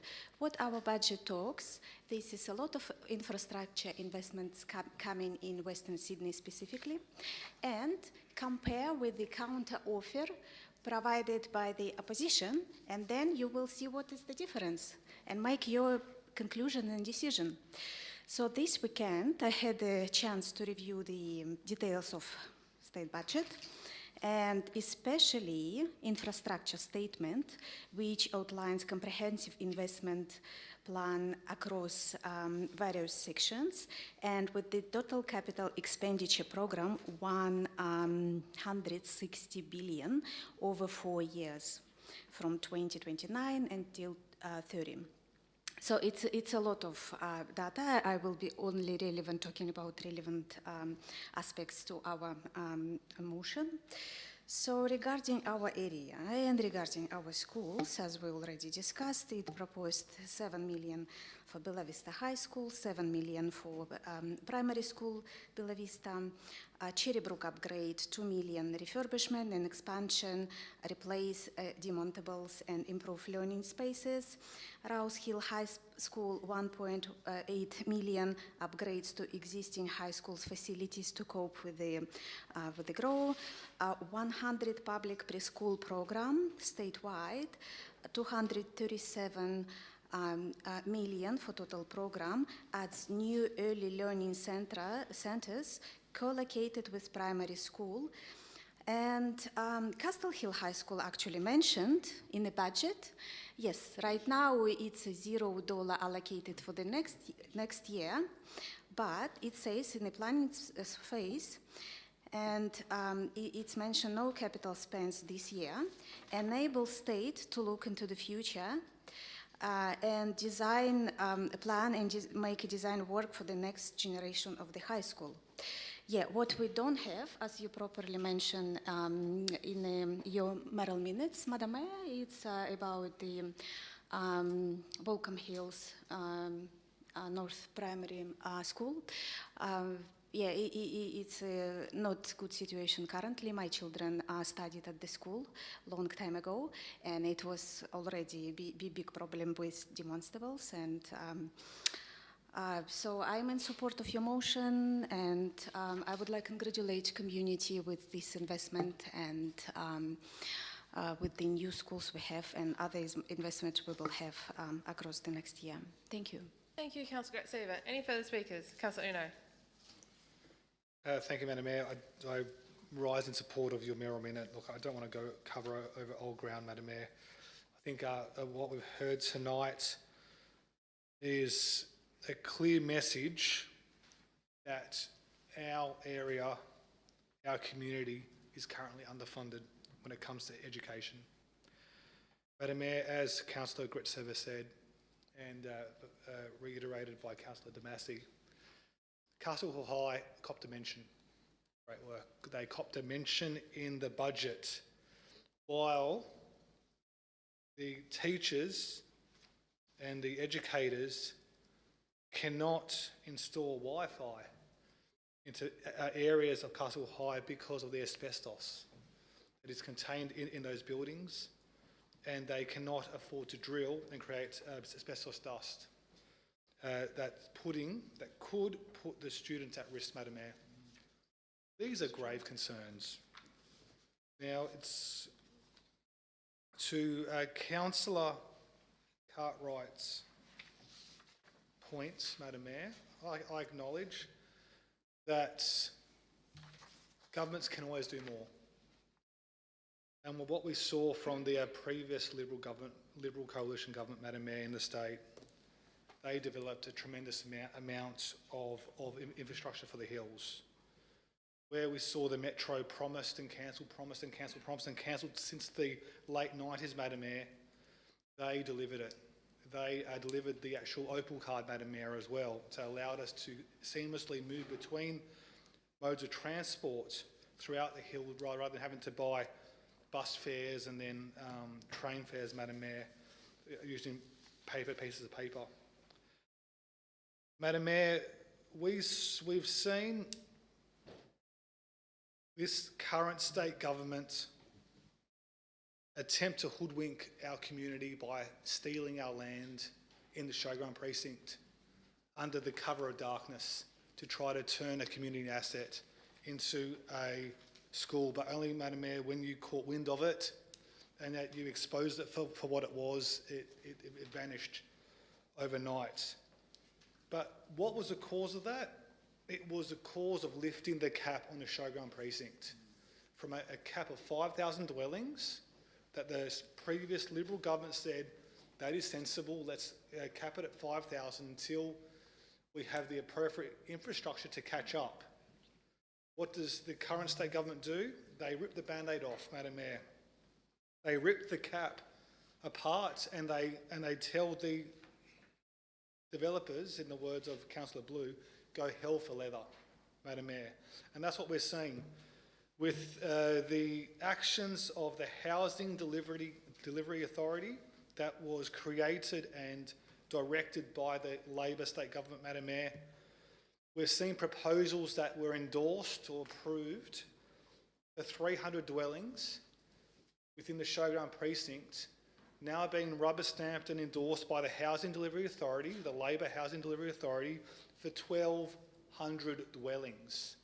We saw it in Norwest, where a DA that had gone through this council, and correct me if I'm wrong, Mr. General Manager, but I believe it was, we had it for 80, around about 80 odd apartments, 70, like 78, high 70s. And then it was endorsed by the Housing Delivery Authority to almost tenfold to or close to 800.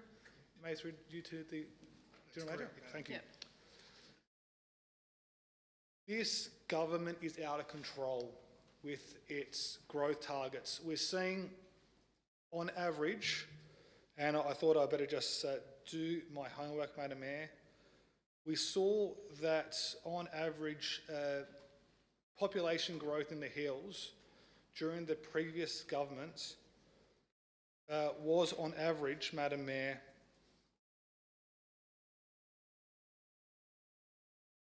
I've got it right here, Madam Mayor, just one moment, 4,400 people per year. That it has almost doubled under this current government, Madam Mayor, to now over 7,700 per year. So, unfortunately, this government is causing the problem and then belatedly saying, oh, hey, here's a couple of schools. It's not enough, Madam Mayor. It's not good enough. We need more. Our residents deserve more. The residents of West Pennant Hills, Madam Mayor. Moved by Councillor Damasi, second by Councillor Bonham. All those in favour say aye. Against?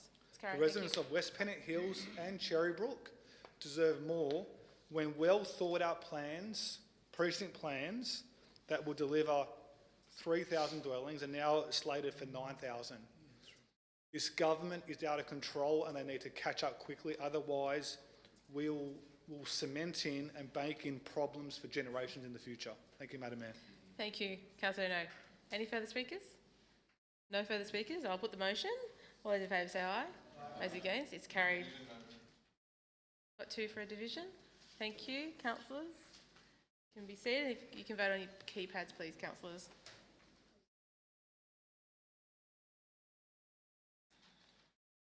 All votes, that motion is carried. Thank you, councillors, and it's unanimous. And for the tape recording proceedings of tonight's meeting, I'll read the names of the councillors voting in favour. Councillor Blue, Councillor Bonham, Councillor Cartwright, Councillor Cox, Councillor Damasi, Councillor Casby, Councillor Gretsiva, Councillor Hazelden, Councillor Jackson, Councillor Severage, Councillor Uno, and myself, Mayor Dr. Byrne. Thank you, councillors. That now brings us to the end of mayoral minutes. Councillors, any petitions this evening? Councillor Hazelden. Chair, I'm happy to table a brief and well-written minute from a group of residents in West Pennant Hills concerning potential resurfacing of a cul-de-sac, Valley Glen, in that suburb. Thank you, Madam Mayor. Thank you. If you'd like to table that, thank you. Are there any further petitions this evening? No further petitions. We move to planning matters. The following item 2 is defined as planning matter pursuant to the Local Government and Planning Legislation Amendment, Political Nations Act 2008. Draft housekeeping miscellaneous amendments to the Hills Development Control Plan 2012 FP 285. Councillor Massey. Thank you, Madam Mayor. I'd like to move the motion as per the business paper. Thank you. Councillor Bonham's happy to second. Councillor Massey, you wish to speak to it? Madam Mayor, we've look at the motion and the speaks for itself, and it's good that we're actually doing something to making things consistent, because there's been a lot of changes when this was first introduced and all the plans were initially introduced. So that's all I've got to say, Madam Mayor.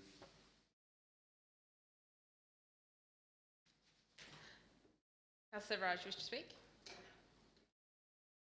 I'll come over here. Recommendation of the draft Hills Development Control Plan. I note that we are aligning the DCP with the New South Wales Government Employment Zone reforms. I'm sure our residents will welcome our effort to streamline development application requirements by removing duplicated submission checklists, updating waste management provisions to support FOGO service, refinement of multi-dwelling housing to allow appropriate consideration for front-loaded terrestrial dwellings, and finally refining the requirements to rationalize controls applying to high-density residential development in the Sydney Metro Norwest Corridor and the Walkham Hills Town Centre. And finally, I really appreciate the updated sustainability and environmental outcomes applying to high-density development types. Overall, a fantastic effort by our staff to refine our DCP to make it simpler and very current. Thank you, Councillor Raj. Councillor Graziosi, you wish to speak? Please, go ahead.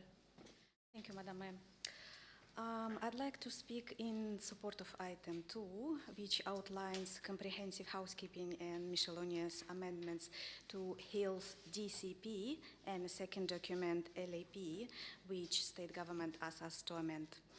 I thank the staff for a detailed and thorough review of the documents and proposed DCP and LAP changes. It's a normal work has been done, and thank everyone who involved. So our current development control plan has served us as well since March 2013. However, over several years, it has been amended many times. So it has become a complex document with outdated policies, obsolete legislative references, and redundant clauses. By progressing these draft amendments to public exhibition, we transition the Hills DCP 2026, a modern, updated, and user-friendly document. So let's have a look at the facts, how this benefits to our residents and local builders. So first, it slashes red tape. We are streamlining development application process by removing duplicated submission checklists and referencing practical live fact sheet on council website. This means when planning a law change at state level, we can update our administrative requirements instantly without initiating a slow, costly DCP amendment process. Second, most importantly, we are closing confusing planning loopholes. For example, we are introducing a single clear definition what state coverage is, and explicitly including cabanas under the definition of outbuildings. This ensures backyard structures are assessed consistently, protecting privacy, solar access, and boundary setbacks of our neighbors. Also, it isn't just administrative tidy up, it's economic necessity. To boost our local economy, we must give business owners and developers certainty. We are repealing separate overlapping business and industrial guidelines and referencing them with a single consolidated employment section 6. We are also reconsidering our parking rules. In high-density transit zones like Northwest Corridor and Balcombe Hills Town Centre, we are simplifying residential parking rates, and for restaurants with the centre catchments, we are applying reduced retail parking rates, such as minimum of gross floor area for outer catchments.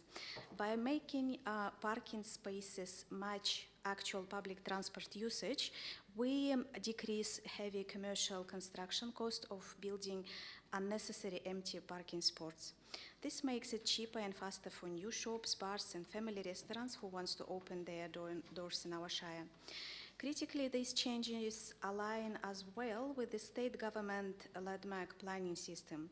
Instead of local rules clashing with the state policies, this update ensures our DCP works in harmony with the state employment zone reforms and low and mid-rise housing reforms. We are broadening our controls, safeguarding our local character while supporting the state urgent housing supply targets. We are also future-proofing our Shire infrastructure. This amendment incorporates State 2023 Flood Risk Management Manual and updates waste policies to accommodate the state mandate for food and garden organics collections, and promotes high standard sustainability outcomes like 5-star Green Star designs across our fast-growing strategic precincts. This update plan prepares our municipality for future, paving the way for digital integration and assessment process supported by potential integration with technology, such as specific software or AI, for example. It makes council planning faster, fairer, and cheaper for everyone. I support this motion so we can present a clear, accurate, more practical planning system to our community for their feedback. Thank you. Thank you, Councillor Grotsever. Any further speakers on this item? Councillor Casby. Thank you, Madam Mayor. Yes, it's great to see the Hills DCP being reviewed and brought up to date in a holistic way.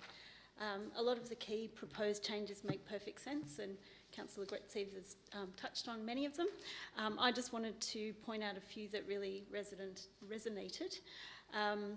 The move to sensible parking rates in areas where they currently are excessive or now really well serviced by public transport. Wouldn't it be wonderful if we could transfer those extra spots to metro parking, if that was within Council's remit? New strategies to renew and create great public places. We know good design is so important for community well-being, creating a sense of belonging, facilitating how people gather, connect, interact,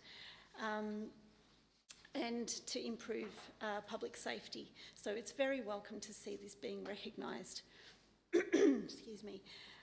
Amendments to our waste management controls in response to FOGO, which although it has been pushed back to 2030, I think it will be very well received by our residents who want the option to deal sustainably with food waste and reduce their emissions. And the update of energy efficiency clauses are also very, very welcome. Controls relating to 5-star green design, incorporating cool roofs and green walls, vertical landscaping features, canopy trees, and an encouragement of energy efficient power, heating and cooling and building design. I don't know if you're all aware, but the situation in Europe right now is dire as they swelter through another heat wave. People are dying. Festivals, school, gym classes are all cancelled. Churches and mosques have opened up as cool spaces where people can seek refuge for the day. Paris even banned alcohol in public places. Can you imagine? Paris, wine? Because the hospitals couldn't cope with the influx of dehydrated people and the number of cardiac arrests. Electricity grids are strained as everyone puts on their air conditioning and their fans, which then leads to blackouts. Water sanitation plants are down, so people are clearing out the supermarket shelves of bottled water. All around France, the train lines are down. People were trapped in broken, shut down trains. Madam Mayor, The roads are can I move a buckling under the procedural heat. motion that the motion be put? I don't We think haven't there's had any two speakers. forward, Not two in the middle of There my are no speech. speakers against. Not in the middle of my speech. I'm entitled to 5 minutes. Councillor Kazzi, speaking to This year's El Nino is likely to trigger simultaneous shocks to agriculture, water supplies, electricity generation, transport, food prices, and inflation that reinforce each other, and Australia won't be an exception. So these adaptation controls in our new DCP, which mitigate the effects of urban heat, are those and ensure new buildings are resilient against heat, maximise ventilation, include insulation, minimise the need for mechanical cooling, and are more energy efficient, requiring less power for cooling and encouraging rooftop space for renewable energy are absolutely necessary. So I really thank and commend council officers for their great work on this. Thank you. Thank you, Councillor Casby. Any further speakers? Councillor Hazelden. Madam Mayor, I support the motion and reservedly the recommendation. Madam Mayor, it just occurred to me looking at the amendments to our DCP that it points to the fact that this, as we often say in this chamber, Madam Mayor, is an extremely large and complex organisation. And I think that the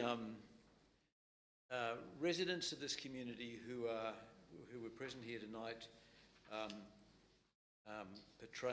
depicting some strange antics which took me a while to understand, should reflect in their constant complaints about transparency and secrecy, as though we were a secret organisation, on the complexities portrayed in this DCP, which, as I said earlier, Madam Mayor, point to the fact that this is a large and complex organisation which is very, very transparent in everything it does.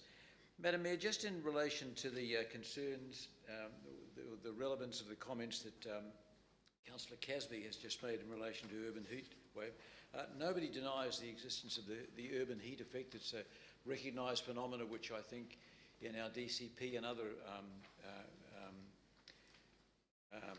arms we constantly are aware of. But Madam Mayor, despite the severity of the current heat wave in France, in 2006 they had a heat wave in France which lasted July then the 10th to the 29th, which I think, as I read earlier on today, Madam Mayor, or estimated to have caused an excess death rate, not direct deaths, but an excess death rate of 15,000 people.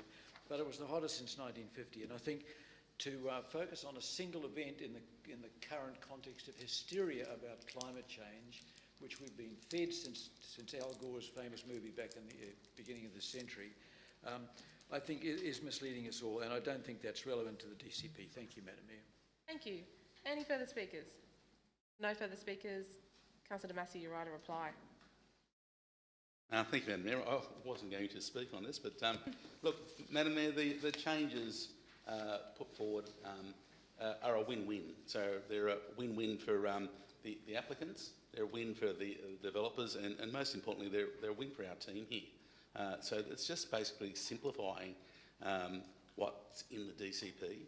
It's reducing duplication and it's basically is cutting the red tape. So, and it's good that we go back and do review what we have here and putting that forward. As it says in the business papers, Madam Mayor, the proposed changes will ensure that the DCP remains fit for purpose, and that's the most important thing. So again, I'd like to congratulate Mr Corbett's team for putting this together, in particular Nick Carlton, the Manager for Forward Planning. He's done a remarkable job putting this together. So thank you, Madam Mayor. Thank you. On item 2, draft housekeeping miscellaneous amendments to the Hills Development Control Plan 2012.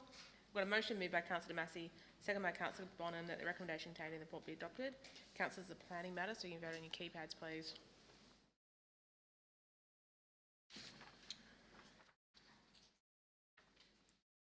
All votes are in.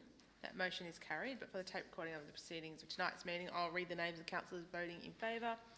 Councillor Blue, Councillor Bonham, Councillor Cartwright, Councillor Cox, Councillor Massey, Councillor Casby, Councillor Seaver, Councillor Hazelden, Councillor Jackson, Councillor Severage, Councillor Uno, and myself, Mayor Dr Byrne, with no councillors voting against.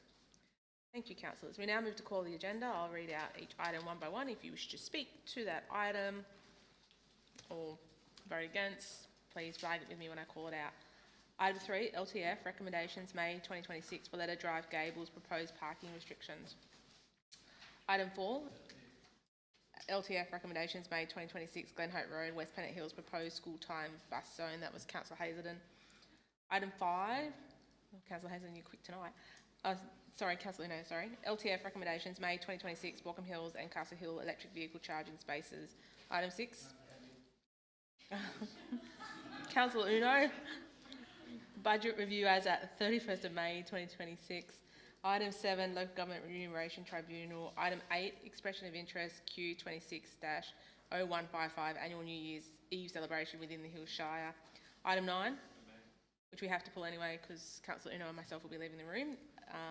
Orange Blossom Festival, which was Councillor Blue. Item 10, formal dedication of land as public road, lot 1 DP 1258413 Decombe Drive, Castle Hill. Item 11, proposed easement for stormwater drainage, lot 983 DP 823985 Railway Street Reserve, number 83 1Z Railway Street, Walkham Hills. Item 12, proposed acquisition part lot 1 DP 1274568 being part 7 Terry Road, Box Hill for the purpose of half-width local road.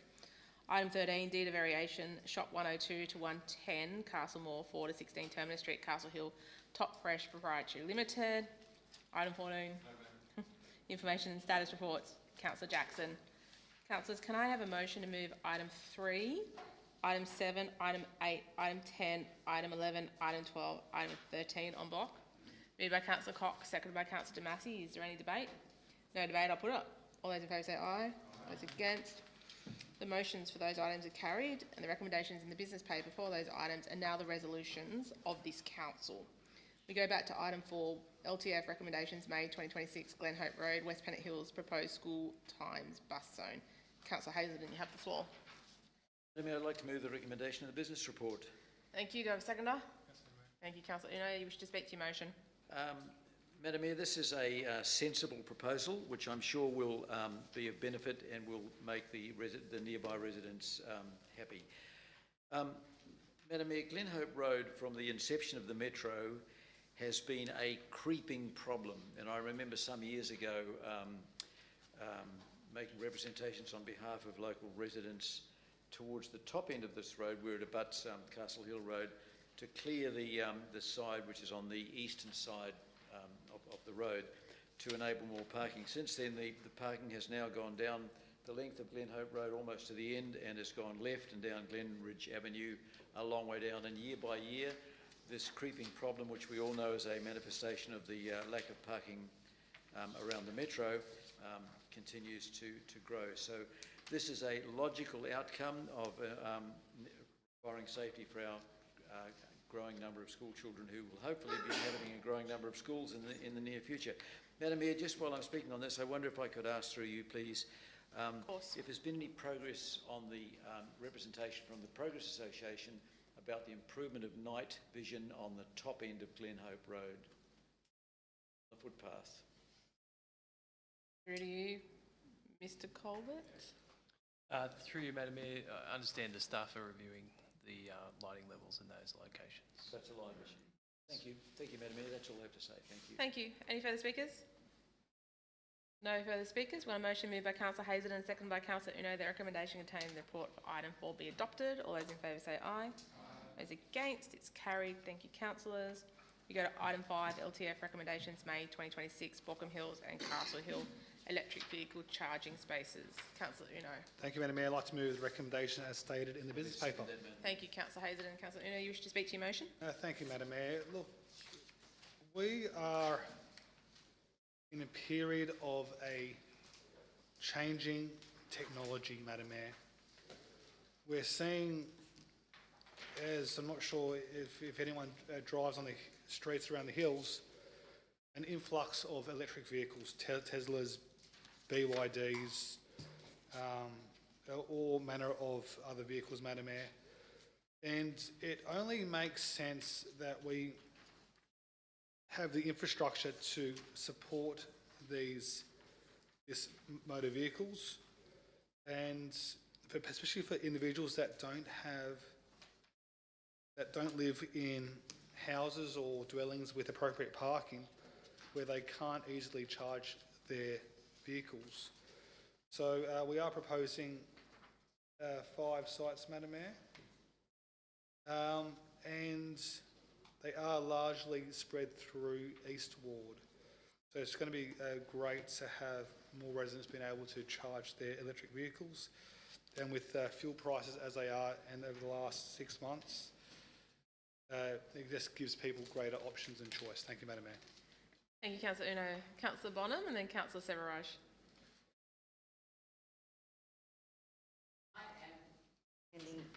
Because I'm not supporting the recommendation in the business paper. It probably comes as no surprise.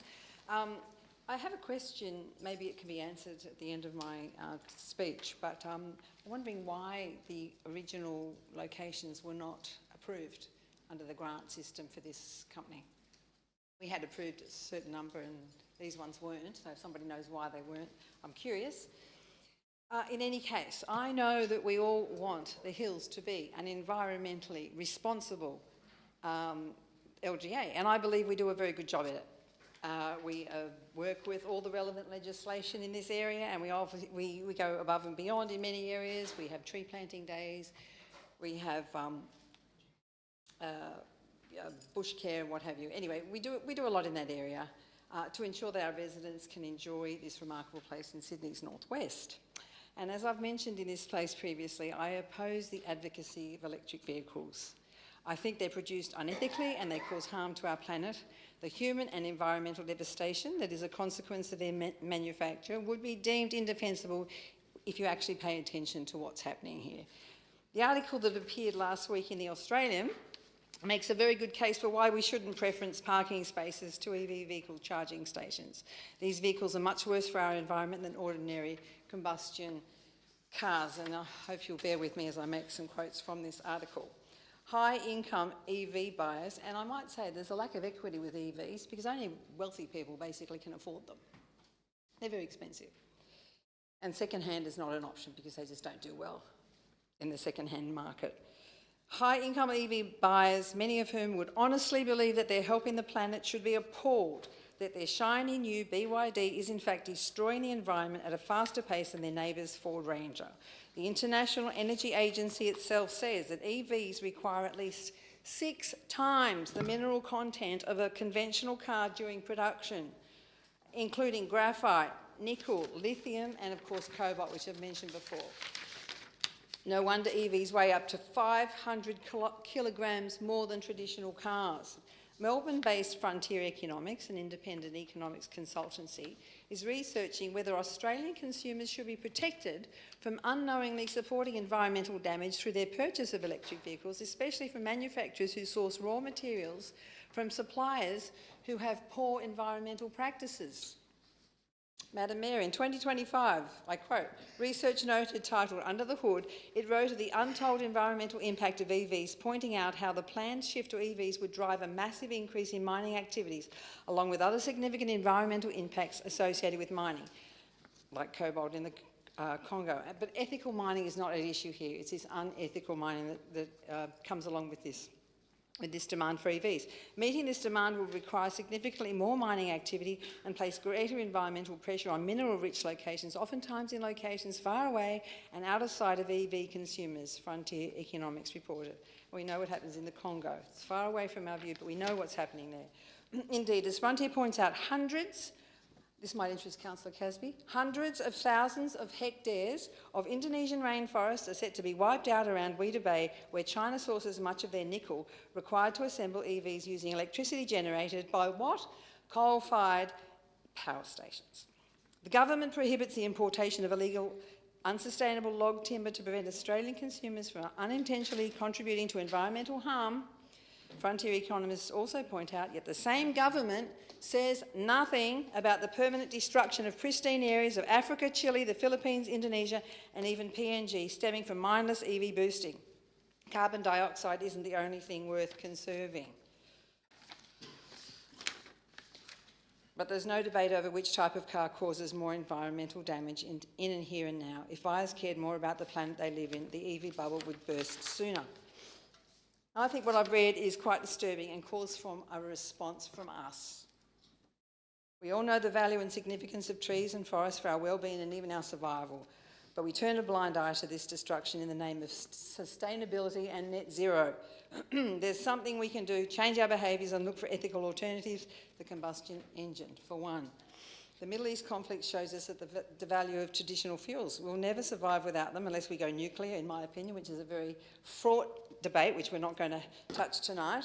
Electric vehicles do more damage to our roads than regular cars, but they attract lower motor vehicle taxes, another inequity to so many of our residents. Not only do their owners get that benefit, but we who choose not to support EVs, not to buy them, extension time? have the indignity of having our taxes turned into grants and subsidies to the industry. Sorry?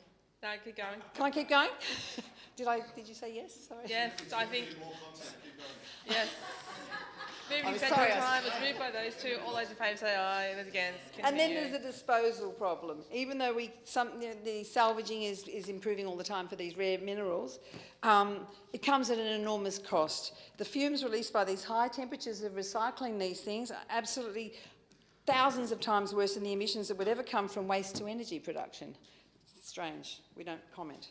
There are many problems with recycling, and only about 5% of batteries at the moment worldwide are recycled in any case. Where are they all being stored? We all know they're a huge fire hazard, don't we, Councillor Blue? It's an environmental scandal that is being ignored by the climate alarmists very conveniently. In any case, the recommendation proposes council preferencing parking spaces to EVs, and I don't support it for the reasons I've just stated. I encourage my councillors to support me in this not supporting of this motion. Let them have their 5, they've already got them. We don't need to allow them to have any more preferential treatment. Thank you. Thank you. Councillor Severaj. Just had a very quick query, Madam Mayor. Page 333, attachment 4, seems to be that the parking is near to a school. And I know parking is always a premium near schools, especially when they open and close. So was that properly researched? And because electric vehicles, I don't know how long they take to charge. They seem to take forever.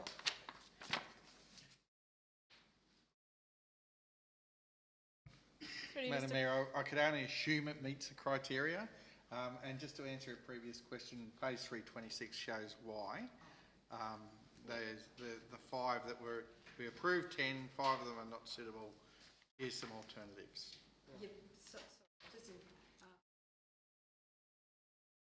Yeah, because in part they were some of the infrastructure was ineligible, or they were outside the grant area where the grant was able to be accessed. So it'd be to do with the power. Thank you. Any further speakers? Councillor Hazelden. Then we'll go over here. Councillor Jackson.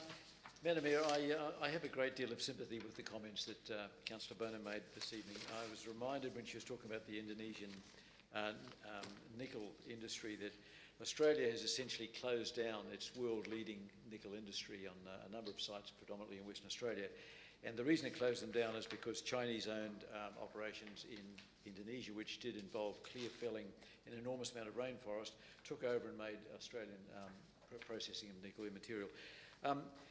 Be that as it may, Madam Mayor, I think that the horse is bolted, and I will support the recommendation in the business report, because I think the reality, whether we believe in the ethics of this or not, is that electric vehicles are here to stay. Only history will confirm whether the technology, with this obsessive move to net zero, which is driving all of this, was in fact right or wrong. But I support the recommendation in the business report. Thank you, Madam Mayor. Oh, one more thing, Madam Mayor. Of course. I was reminded also while listening to Councillor Boner of an incredible statistic the other day that the Tesla plant in Shanghai was producing a new motor car every 40 seconds. So that's the multiply that by everything, that's the magnitude of the environmental issue. Thank you. Thank you. Councillor Jackson. I don't know why, but I love debating this one with Councillor Bonham. Madam Mayor, there was comments made in her remarks about supporting these activities and EVs that are destroying the planet and have poor environmental practices. I wasn't expecting it, but I did a really quick bit of research. If we're talking about poor environmental practices, Deepwater Horizon, $65 billion in 2010. 1989, Exxon spills $60 to $100 billion. They estimate that Chevron alone in its operations costing in damages 791 billion, potentially up to $3.6 trillion. And then a bit of analysis. I don't necessarily agree with all these, but I found them on the internet. 2023 analysis estimated that top 25 oil and gas companies caused about $20 trillion in climate damages between 1985 and 2018. Madam Mayor, I think it's a bit difficult to point the finger at EV owners as destroying the environment and destroying the planet.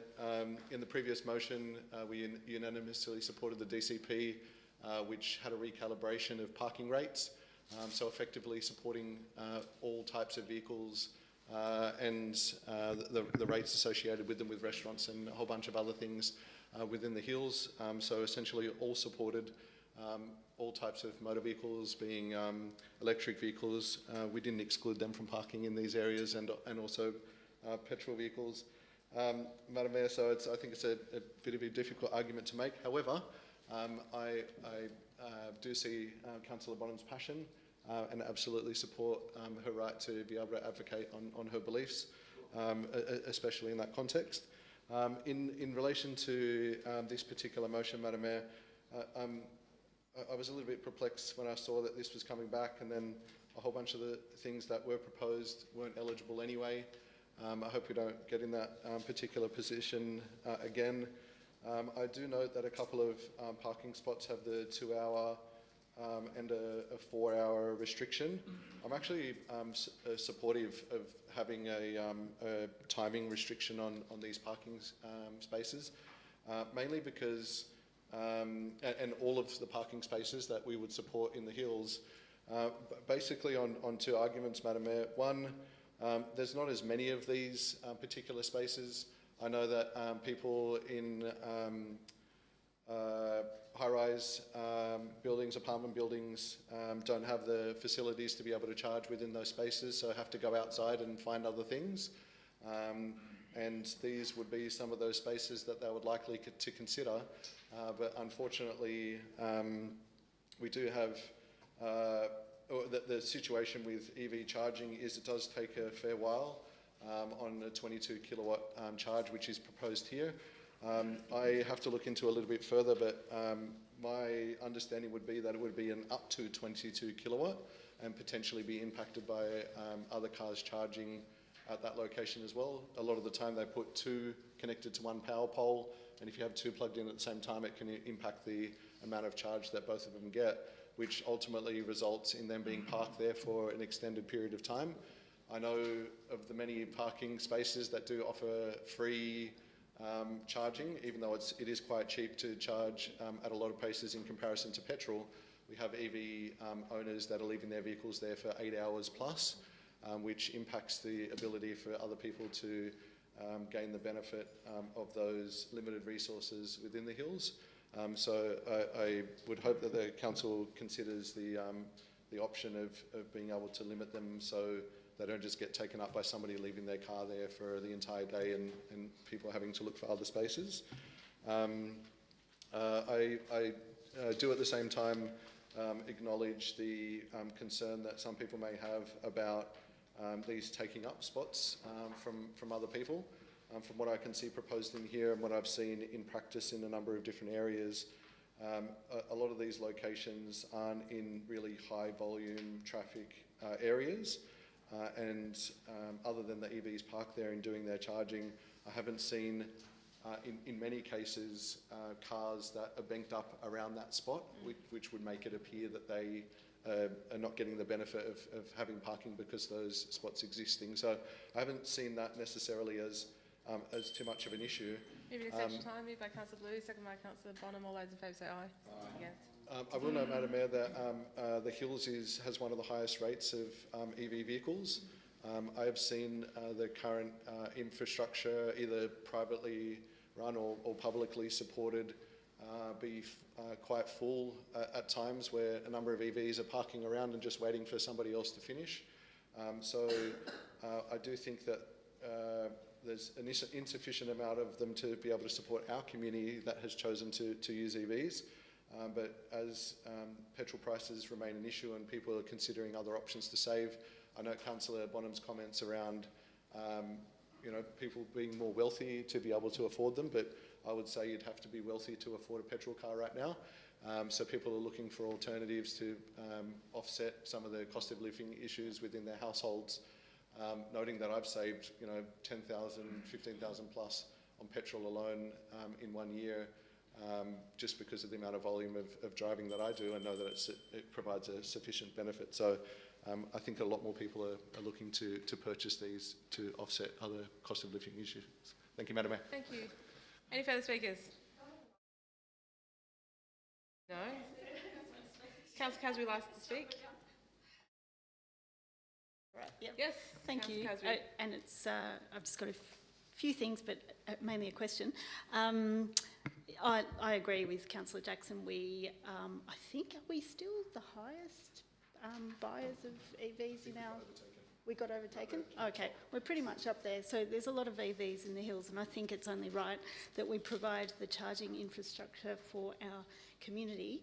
And to, I guess, to the war in Iran, when we were dealing with potential shortages of fuels, and we still don't know if the agreement is going to hold or to come to fruition. So we don't know what's happening with our petrol. So the other thing, that the more EV drivers we've got, the more fuel and petrol there is available for everyone else that might need it. I just also had a question through you to Councillor Bonham, if that's okay. I totally get your intent. I know that it comes from a good place, and I know there's still work to do regards, mining for minerals and those type of things. But I did wonder who the author was of that article, and whether you could let us know. And I'd love you to share it, because I do not choose nor subscribe to read the Australian. Thanks. Thank you. No, you've already spoken. Yes. You didn't move the motion, Rosie. Yeah. Sorry, Councillor Bonham. Can I speak? You can ask a question. Are you able to answer? Are you able to answer my question or not? The author. Who's the author? Adam Crichton. Adam Crichton. Okay, thanks. Yes, I have a question for Councillor Jackson. Why you neglected to refer to the human cost of this type of mining? Because the human cost is really the one that really matters, because we know that not illicit but unethical mining really involves artisanal mining, which includes child labour, child trafficking, inhuman working conditions, slavery, and we can't look past that. That exists, and you did reply to me with the environmental costs, and you weren't even confident of what the figures were yourself. But in any case, I'm wondering why you chose to ignore that, because that's, I think, the most important point. Councillor Jackson, do you wish to respond to that very long question? Madam Mayor, not necessarily a choice to exclude deliberately, rather than potentially a long list of things to contest, and that just not making the highest on the list. I will note, however, that the environmental costs do have a human cost in all instances when it comes to the environment, so I would think that would still include a human cost. But in recognition of Councillor Bonham's comments and concern specifically around the human costs, I think that, not just as councils, state governments, federal governments and citizens on the planet, that we should be taking all steps to reduce any costs to the environment or other human beings, especially those in disadvantaged areas that don't have much of an opportunity to fight for themselves. So I definitely support the issues raised around human costs to Councillor Bonham. Thank you, Madam Mayor. Thank you, Councillor Jackson. Any further speakers? Councillor Cox. Yes, please, Madam Mayor. So, a couple of points, I guess. Councillor Casby, if you didn't already know it, you can rest assured that author's definitely been labelled a denier. You don't have to look into any of the facts he raises. It's all good. Councillor Hazelden, I find it odd that we talk about the move to net zero and whether it's a bad idea. I think we can be very confident it is. I find this whole thing quite interesting. Rosie's getting me all excited. We're talking about coal and cutting down rainforests and building power plants. This is very good. It's just happening in Indonesia where they're doing the nickel there. In fact, our nickel industry's gone because we're not burning our coal. We're sending it to Indonesia where somehow their power prices are cheaper than ours. And I know that solar is the cheapest when it's producing if you use the power right then, but you have to store it, you have to upgrade your grid to handle it and all these other factors. So you're actually talking about the real cost. Here's a real cost stat for you. Even though we have more renewables than ever in the system, my power, I just got told, is going from 30 cents a kilowatt hour to 36.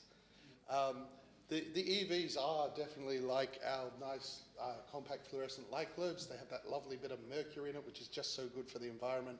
But hey, we're fighting climate change, so the environment can take a hit for us. It's all right. Oil is used for way more than cars, and to compare oil spills to the damage done to make electric vehicles is laughable. I would also note that the Valdez event was caused because a bunch of environmental activists said, you know this frozen tundra thing in Alaska? It's very environmentally significant. We can't build a pipeline along here to safely transport oil. Keep putting it on boats, it'll be fine. And then we had the accident. Great.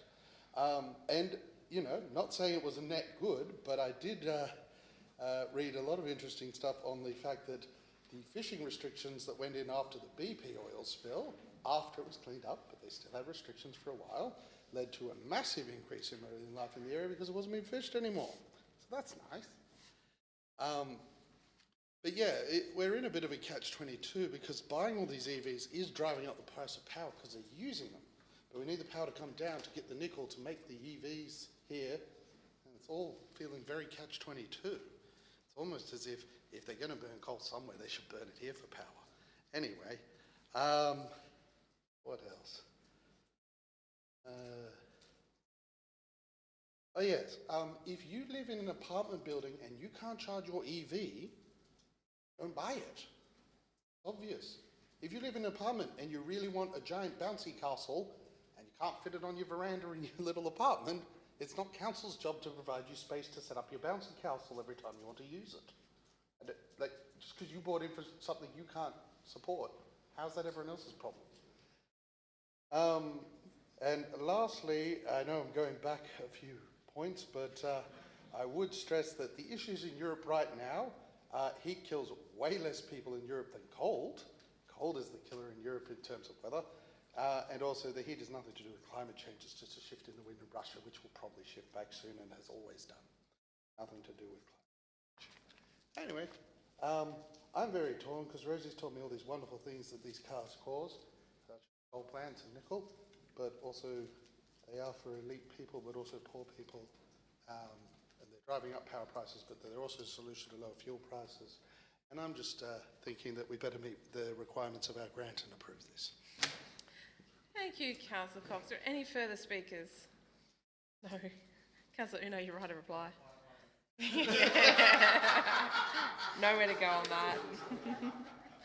Thank you. We're on item 5, LTF recommendations made 2026 Baulkham Hills and Cuss Hill electric vehicle charging spaces. Got a motion moved by Councillor Uno, second by Councillor Hazen. The recommendation contained in the report be adopted. All those in favour say aye. Those against, it's carried. No, that's not to a division. Item 6, budget review as at 31st of May 2026. Already called it.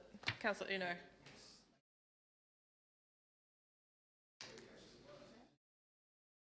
I'd like to move the motion as in the business paper. Thank you. Thank you, Councillor Hazelden.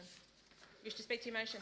Thank you, Madam Mayor. Look, the budget review is a reinforcement of strong council governance, Madam Mayor, and is expertly overseen by our Chief Financial Officer, Anish Zara, Madam Mayor, and that is carried on for the legacy of the last many decades from our previous Chief Financial Officer, Chandy, Madam Mayor. It demonstrates Council's strong fiscal position and shows that if we mind the pennies, Madam Mayor, the pounds will come. Something which I did want to call out in the budget review today, Madam Mayor, is the strong financial performance of the Waves Fitness and Aquatic Centre. A piece of $55 million infrastructure, Madam Mayor, that was expertly overseen by council and appropriate consultants and constructed within budget, Madam Mayor, has seen a dividend to this council year on year. We've seen now today that the residents have let their feet and their wallets do the talking, and they are signing up and attending the Waves Fitness Centre with greater and greater numbers. Hence, we're seeing an increase of income of $500,000, obviously, and the associated casual employment that would associate that income, Madam Mayor, but the jaws are positive. We are receiving a positive dividend from the Waves Fitness and Aquatic Centre, which proves that this piece of infrastructure, Madam Mayor, not only was it sorely needed by our residents after the old Waves has served its duty since 1950, Madam Mayor, but more importantly, that it was a good financial decision. And we only need to look as far as the travesties of other councils with poor mismanagement and oversight, where we've seen North Sydney Council blow tens of millions of dollars on their unfinished aquatic centre, Madam Mayor. We've seen Ku-ring-gai Council not take the appropriate due diligence in relation to a sporting field there, which has seen a eightfold, I'm just doing the actual math in my head, Madam Mayor, maybe sevenfold budget blowout from their recent upgrade to a sporting field, Madam Mayor. This council takes the appropriate action, oversight and due diligence to ensure that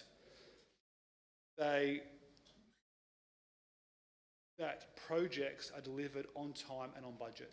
And that is something from a government perspective that should be looked upon with great honour and admiration.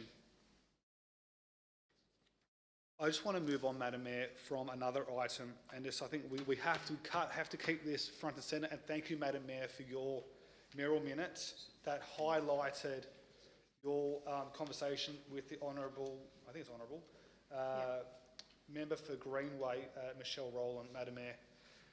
CP15, our residents around Box Hill are left floundering, and the gaps that has been caused by multiple governments, but in particular the most recent federal government, state Labor government, Madam Mayor, that closed up, terminated, cancelled the local infrastructure growth scheme, Madam Mayor, that was used as a gap funding, that filled in the gaps of contribution plans 12 and 13, but right when we needed it most, Madam Mayor, contribution plan 15, the residents of Box Hill, that's when the state government wrapped up that local infrastructure growth scheme, an important state government infrastructure gap that resolved the problems that the state government called back 16 years ago, Madam Mayor, 16 to 18 years ago. Unfortunately, it's great that we've got the ear of the local federal member, but now we need the state to follow Moving suit. extension of time, moved by Councillor Massey, second by Councillor Bonham. All those in favour say aye. Against, please continue. Madam Mayor, we cannot let the state government off the hook. They created this problem. they exacerbate the problem with increased population targets and dwelling targets around Box Hill, Madam Mayor, where we now invite them to solve the problem. Thank you, Madam Mayor. Thank you. Councillor Massey. Just briefly, Madam Mayor, I'm fully in support of the budget review, and congratulations to Anish and Chandy. Fantastic effort, and as we close the financial year this evening, so quite fitting the end of the financial year coincides with this report. But just on the very first page, operating surplus forecast at $28.1 million.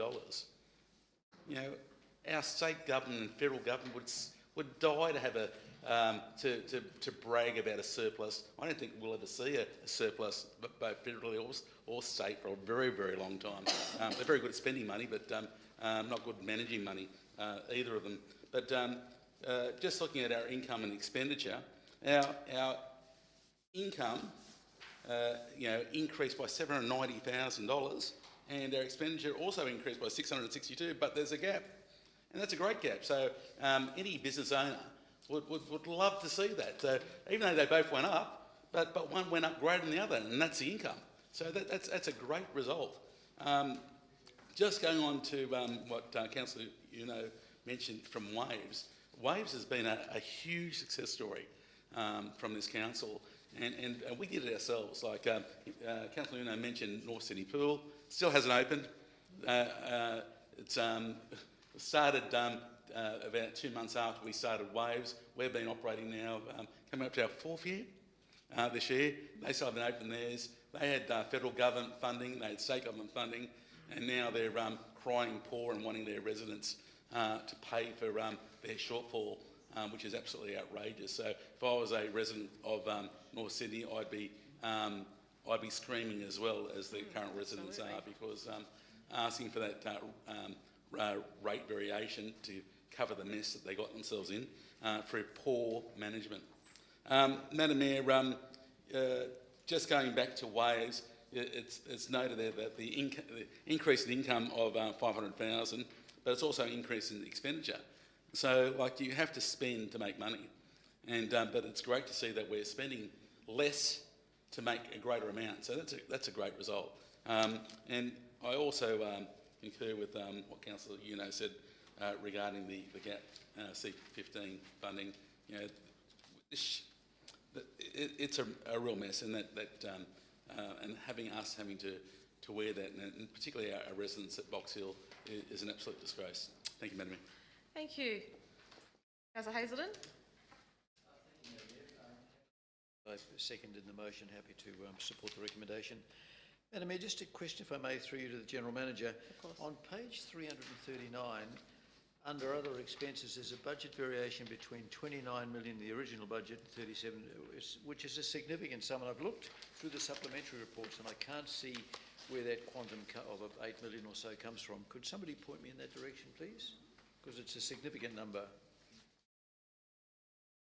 Through you, Ms Sarah. Page 339, the middle of the page.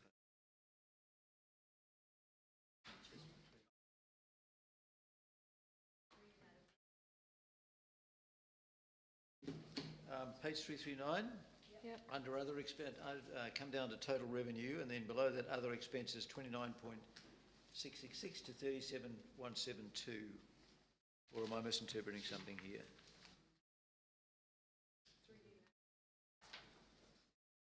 Yes. Through you, Madam Mayor. That would mainly be related to carryovers, I would say, project costs that we would have had, and obviously any items during monthly budget reviews. But we can actually provide you with the list if you require. Yeah, I'd appreciate that. Yep. Thank you, Madam Mayor. Thank you. Just echoing the comments that Councillor Uno made about Contribution Plan 15, which has had another good hearing justifiably this evening. If I may, Madam Mayor, a rhetorical question to the General Manager through you. Mr. Edgar, what's the ultimate outcome of state government's unwillingness, inability to fund Contribution Plan 15? I did say it was a rhetorical question. James Oh, no, Decker. I think it's worth answering. Look, there's a couple of things. There is money coming into the plan, and we are spending money, and we're also lending it money from other plans as permitted under the contribution framework. What we've got is baked in, unfortunately, baked in future deficits unless we can solve them another way over the life of the plan. Bearing in mind the life of the plan is 20, 25 years. There are many, many consents issued that are at a capped rate in accordance with the policy of the day, which, in fairness, goes back to previous governments and left in place. Those consents aren't completed yet, but when they do, there is no indexation of that rate. So not only have we got the failure to pay the gap funding in the first place, we've got this inherent baked-in deficit year on hitting us. Now, where that will manifest is if there are not actions taken to solve, and believe you, we're looking at ways to do just that. It will mean that you come to an end of the plan and there'll be a significant deficit, and it'll mean things will be delayed. Yep. Because the funds just won't be there to do it. Now, obviously, what are we doing? We're prioritising where we can the purchase of land, particularly, and our preference is always to reach agreement rather than compulsory acquisition, because compulsory acquisition produces some pretty absurd results. So where you can meet agreement, that's always a better way. And obviously we've had to also pivot to actually delivering some infrastructure like local parks, playing fields and road improvements to deal with the needs of those residents as they grow. So right now, it's not hindering what we're able to do in the precinct, because if you think about it, what's in the budget and what's in the Hillshire plan moving forward, we're about to embark on a fairly significant upgrade of Allen Grove Road, Withers Road, to a 4-lane configuration. That'll be a massive boost to the area. We're about to open up Anthony Scarrett Community Centre. Massive boost to the area. We're about to then start working on with Hawkesbury Council on Boundary Road. So it's not stopping us from working. Yep. But obviously, as you get along the plan, we've got to be looking at ways in which we deliver the infrastructure differently, because the plan may not be able to afford it at the end of the day. There's ins and outs. Some things are cheaper than we said, some things are dearer, so that helps along the way too. I think there was a couple of decisions in the last couple of months where we made some purchases that they were slightly under plan, but there's certainly others that are mostly over the plan. So Yeah, I think that's a useful. I hope that sort of answers your No, it's rhetorical very useful. question. Thank you very much. That was good. Thank you, Madam Mayor.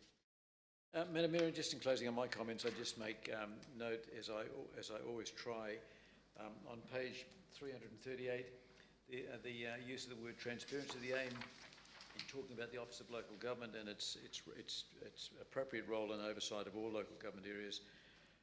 The aim is to enhance reporting of various sources of council funds to ensure transparency, and I think that, again, I remind council that I am fortunate to sit on our ARIC, and I see nothing but transparency constantly exhibited in this council, and I take exception to the repeated silly nonsense we're getting from some sections of the community that suggest that somehow we're a secret society that operate in secret to the detriment of the community. Nothing could be further from the truth. Thank you, Madam Mayor.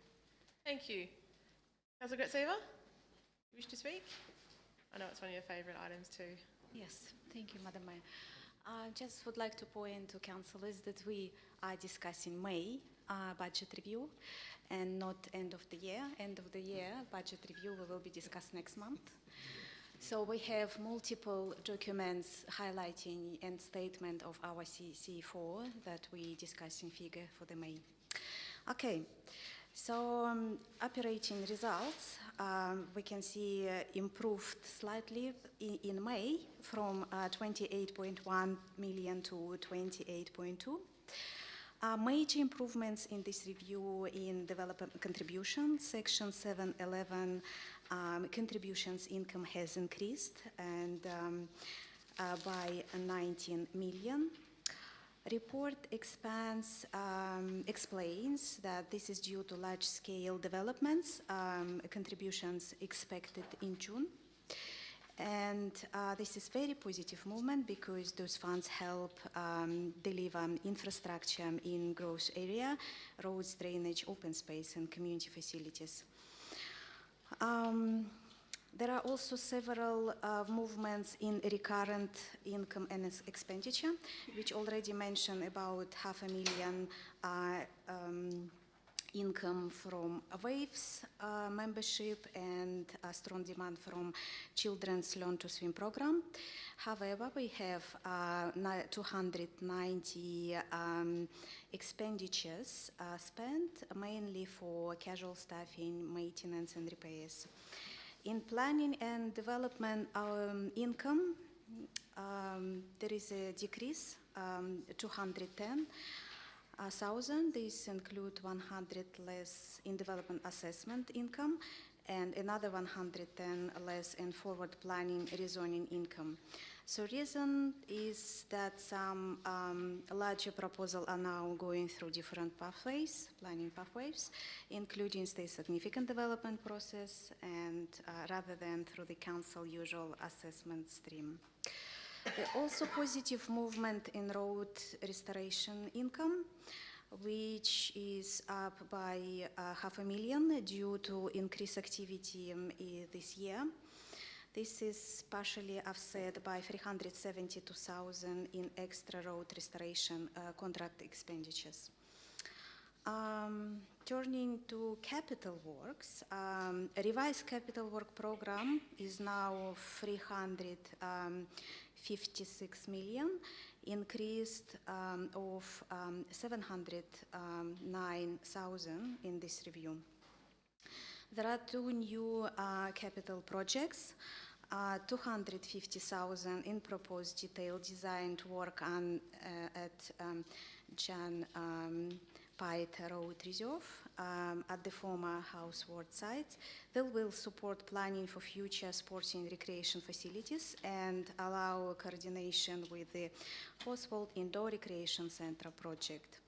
Second, 150,000 is proposed for lift repairs and other fire safety checks and measures at our building.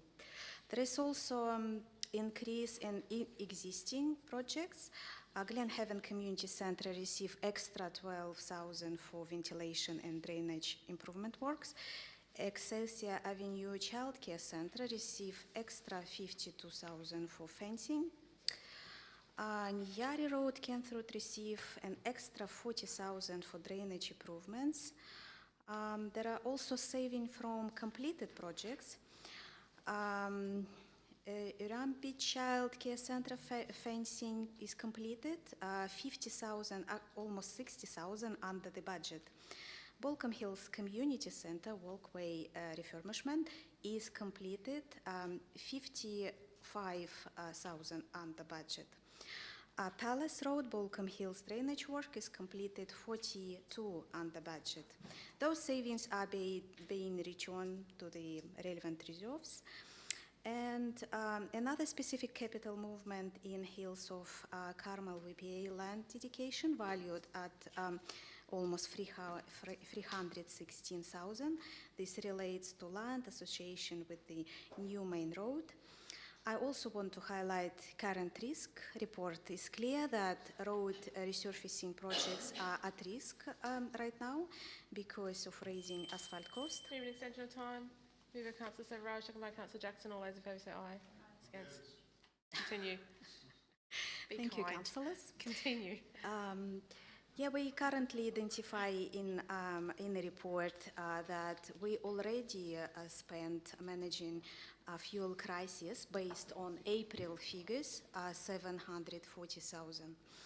So this means some road project may need to be managed case by case.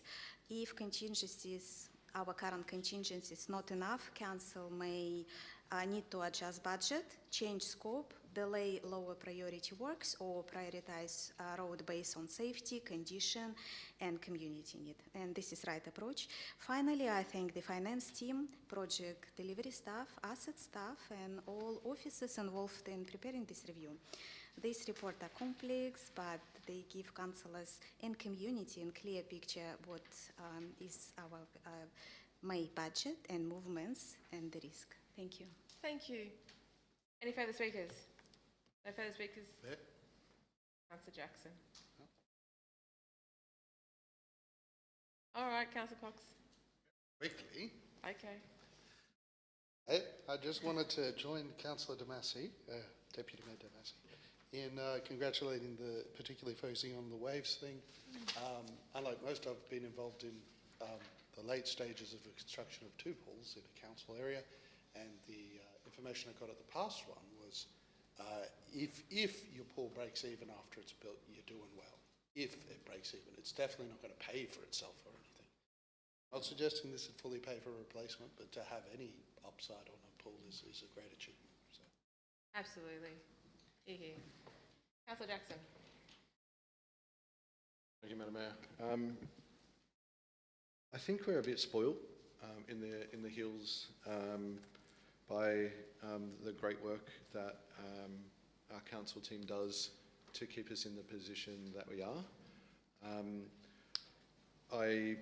We've seen a lot of things in the papers about swimming pools and other issues in councils struggling financially. There was a audit office report from the audit office at New South Wales that came out in, I think it was January this year, of the audits from 2025. There's so much to talk about, but I just want to bring it into context for what we're talking about with our budget for May. It says here that the key findings of that report, it says, and I'm just going to read the headlines, I don't think we need War and Peace as part of this, but more councils reported operating losses year ending 30 June 2025, which was 17 councils reported operating losses. 19 councils did not have the cash and investments to meet 3 months of general fund expenses. 2 councils spent restricted cash in breach of the Local Government Act. Financial assistance grants in 2024 and 2025 had the lowest growth in 7 years. Water supply infrastructure requires almost $1 billion to ensure that regional and rural communities have access to safe and secure water. Councils held $5.4 billion in local infrastructure contributions at 30 June 2025, but spending was low for some councils. And it kind of goes on and on, Madam Mayor, about the challenging situations that many councils are facing, with a comment also in here about the reality of cost shifting, which was also part of an inquiry in New South Wales. I was also reading up that the Office of Local Government, in order to measure financial sustainability, have 3 key measures. One is operating performance, which measures how well operating expenses are contained within operating revenue. The other is current ratio, measures the ability to meet short-term obligations. And then infrastructure renewals, rate at which assets are renewed against the rate at which they are depreciated. So it's essentially the 3 key measures from the Office of Local Government to assess how well councils are doing. And just through you, Madam Mayor, to either the General Manager or the Finance team, can we confirm if we're currently meeting those 3 key performance measures and how long we've been meeting those measures for? Through to you, Ms Zara. Through you, Madam Mayor, we've been meeting all 3 of those ratios, and ever since I have been involved with this council, I would say it's been meeting it every year on year. So for a very long time, decades and decades, I would say. So decades? Yes. Decades, our council has been meeting the benchmarks set by the Office of Local Government. I have no doubt that in the Audit Office report that we are some of we're part of the best performing councils on that list. And I think, as we see these budget reviews come up, and the fantastic news on that paper, we don't have the benefit of contextualising it against the very challenging and dire situations that other councils, even Hawkesbury, and we talk about North Sydney earlier tonight, that are having to go into the process around special rate variations, that even can't necessarily guarantee that that's going to hold them strong to be able to meet all of those benchmarks into the near and also distant future. So, Madam Mayor, just a recognition of that and that context and the decades that we've been meeting those key performance benchmarks, and the confidence to our community, seeing that they're not necessarily here, but we have live streaming back, that council staff and councillors are very concerned and constantly focused on our financial performance, and the decisions that we make are considerate of the current impacts of our policies, the DCP and many other things that we've already discussed tonight, and very conscious of the pressures that we're going to be experiencing into the future. But just a note reflected on here around CP15, despite how well we're doing, and despite seeing the surplus, there is so much of our funds that are restricted, that despite us doing well on paper for those that don't have as much understanding around our reports, all of that is going back into the community. All of that is to ensure our financial sustainability. Moving extension time, moved by Councillor Blue, second by Councillor Severage. All those in favour say aye. Against? But once again, we fall back on a point that we're so concerned about, especially under CP15, that there is required infrastructure that we don't have the money for to be able to contribute to, and the responsibility lies in either state or federal governments, depending on the categories of infrastructure that we're talking about, to be able to provide that to us, in order for us also to make sure that the other infrastructure, as a result of the development that's pushed onto us, is always a concern. And is going to be a challenge for us into the future, despite continuing to meet these key performance benchmarks. It's a guarantee. The more people that come in, the more infrastructure that is required, not just from a state government and from a federal government perspective, but also from council. More people means more utilisation of and wear and tear on us. Despite the renewal that we're putting forward at the moment, the growth is unsustainable. Thank you, Madam Mayor. Thank you, Councillor Jackson. Any further speakers? No further speakers. Councillor Uno, you're right to reply. Thank you. We're on item 6, budget review as at 31st of May 2026. Got a motion moved by Councillor Uno, seconded by Councillor Hazen, and the recommendation contained in the report be adopted. All those in favour say aye. Those against? Thank you. We move to item 9. Myself and Councillor Uno will be leaving the room. Councillor Damasi will take the chair, and Councillor Blue has the call. I've done my job.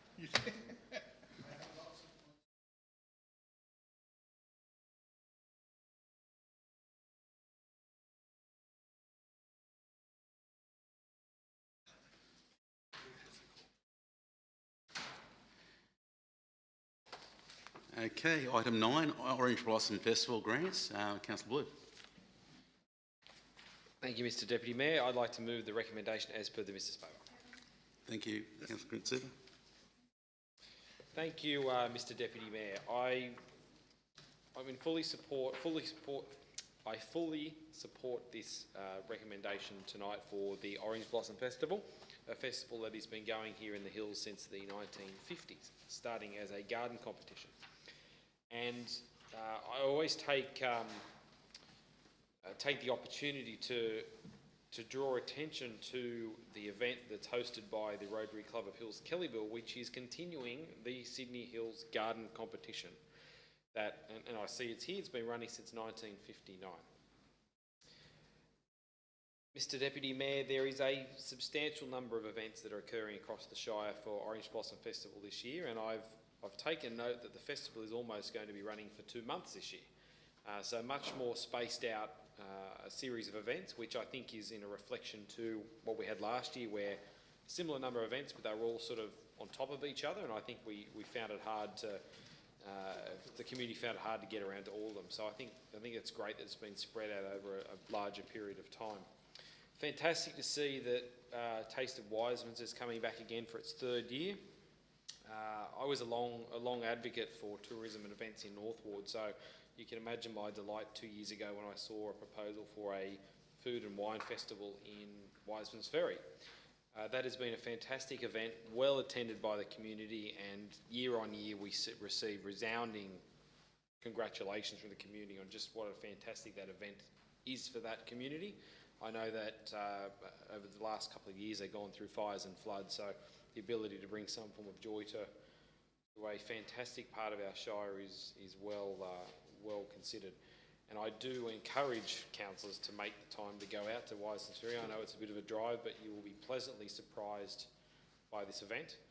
And if it's not at this event, just take yourself out to Wiseman's Ferry. It's a beautiful part of the world and a beautiful part of our shire. And actually, a little bit off topic here, but we recently attended a trivia night, and one of the questions was how many councils border the hills. And there's actually 4 councils that border the hills, or sorry, 3 councils that border the hills, 4th being the hills, right at Wiseman's Ferry. A bit of trivia there for you. So more than happy to support this again for the next cycle of Orange Blossom Festival events, and excited to see that Echoes is coming back again as another addition to OBF at Bella Vista Farm. That was a fantastic event last year, and I know we had many thousands or tens of thousands of people attend that over the period of time it ran, and I'll certainly be attending this year for another great event. So really well done to the events team, Alex Couchy and his team here again. I know there's a lot that goes into this, particularly when you're dealing with community groups that are providing organisational activities and works in kind for that sort of event, and pleased that council are able to financially support a number of these groups to deliver what is going to be another more jam-packed 2 months this year of community events. Thank you. Thank you, Councillor Blue. Any further speakers? Councillor Jackson. Just off the back of my comments on the previous motion, I definitely support the Orange Blossom Festival and the consideration of grants at the moment. There's a note on page 472 in the conclusion talking about the cost of delivering events. Seeing that we are in a great financial position, we have the opportunity to be able to support these type of events and consider these type of grants. We know that the community loves these type of activities. It does build a good culture and provide a number of different and a variety of activities for those in the hills. But I also do recognise that it comes at expense, and as indicated here, more and more increasing expense to council to be able to support these events. And the reason that I stand in support of these grants is knowing how important it is, and knowing that the position that we've been able to be in financially, that we have the money to be able to do that for our residents. Thank you, Mr. Deputy Mayor. Any further speakers? No further speakers? Item 9, Orange Blossom Festival grants. Motion was moved by Councillor Blue, seconded by Councillor Gritseva, that the recommendation contained in the report be adopted. All in favour? Oh, sorry, right or replies. Okay, sorry. Okay. Getting ahead of myself. Okay. So, okay, all in favour, say aye. Aye. All against? Motion carried. We'll invite the Mayor back and the and Councillor Unit. Okay. Thank you.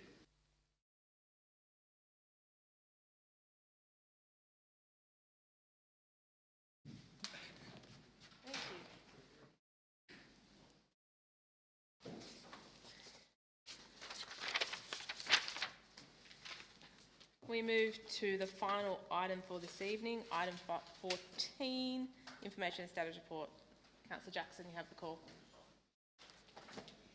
Thank you, Madam Mayor. I'd like to move the motion as per the business paper. Thank you. Do you have a seconder? Thank you, Councillor Blue.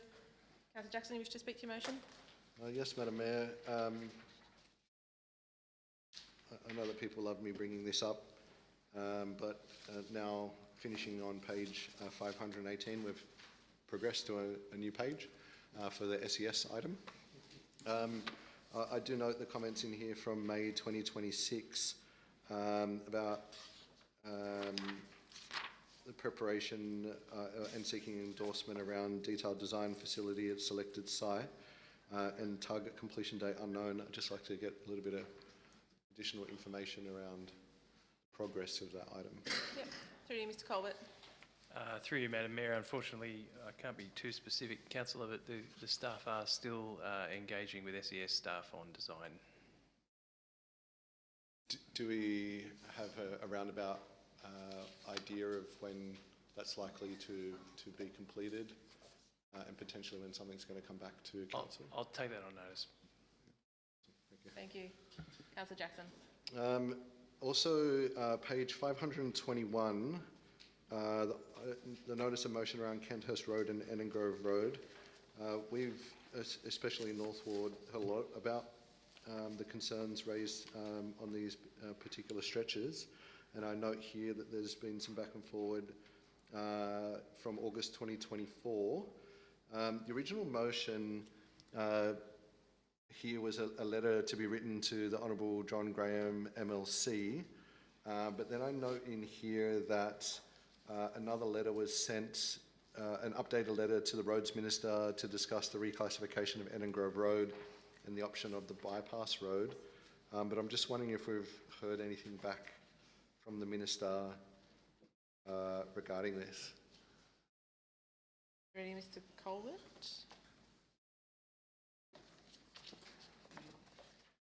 Not specifically, Madam Mayor, through you. And Madam Mayor, if I could just add, there's no support at government level for the bypass at this point. That doesn't mean that we don't keep advocating and pushing for it, but it's not on any radar of Transport for New South Wales, and certainly there's no commitment to it. Now, whether that's been communicated by the Minister or their staff or on the Minister's behalf, I can't recall, but that would be the summary of the status of that project with Transport for New South Wales. Yeah, I think there's an important, thank you for the responses as well. I think there's an important part in there around the reclassification of Enningrove Road to be an arterial state road. Aside from not receiving anything from the Roads Minister, are we aware of whether that's likely to be considered, or is that? So that has been advocated with the Roads Minister, and Madam Mayor, you might recall the meeting we had with her. So they've changed criteria. It still would be ineligible, but we're still advocating why that criteria may need to better reflect what Enningrove Road actually does. And we've made it very clear that the expenditure of that road as a proportion of our budget is disproportionate, which is starting to speak for volumes of much more than local traffic on it. So we'll continue that advocacy, but at this point, not classified, not likely to be classified soon, but we keep making the business case for it. Yeah, I understand the reality as well at the same time that despite something being classified, it doesn't necessarily mean anything's going to happen with it either. But I think the recognition of the load that road holds, especially in connection with Kenthurst Road. We've talked earlier about the pressures on CP15. These roads are ones frequently used by residents within that area. So, you know, there's a bigger piece to that puzzle in being able to, you know, allow the opportunities for the residents that live in there to have the infrastructure within that area, but also making sure that we have the infrastructure to be able to support them in getting out of that area and getting back home within a reasonable amount of time. Just another question through you, Madam Mayor, to the General Manager. Is there anything else that we could do to push for further consideration of what's happening within that space and the pressure on the roads within that area? Do you, Mr Edgar? Madam Mayor, we don't miss an opportunity with it. So we've elevated the concerns around the congestion, particularly for people exiting Kenthurst at the roundabout there at Enningrove Road, and the school, and we consistently do work with the school. but nothing short of either a bypass road or, in fact, the arterial roads that are meant to be carrying the traffic perform better. There's not a lot more we can physically do. We don't have the means, budget or approval to do so, but that's not to say that it's fallen off the radar. That's not to say we're not doing studies to see what can be done. It's just one of those ones that'll be on the strategic list for a while, I would imagine. Unfortunate, but a reality that we face at the moment. Thank you, Madam Mayor. I think that's it for me at the moment on this, but see if there's options around my reply, depending on what comes up. Thank you. Jackson. Any further speakers? Councillor Hazelden, and then back over to Councillor Blue. Our recommendation, the business report.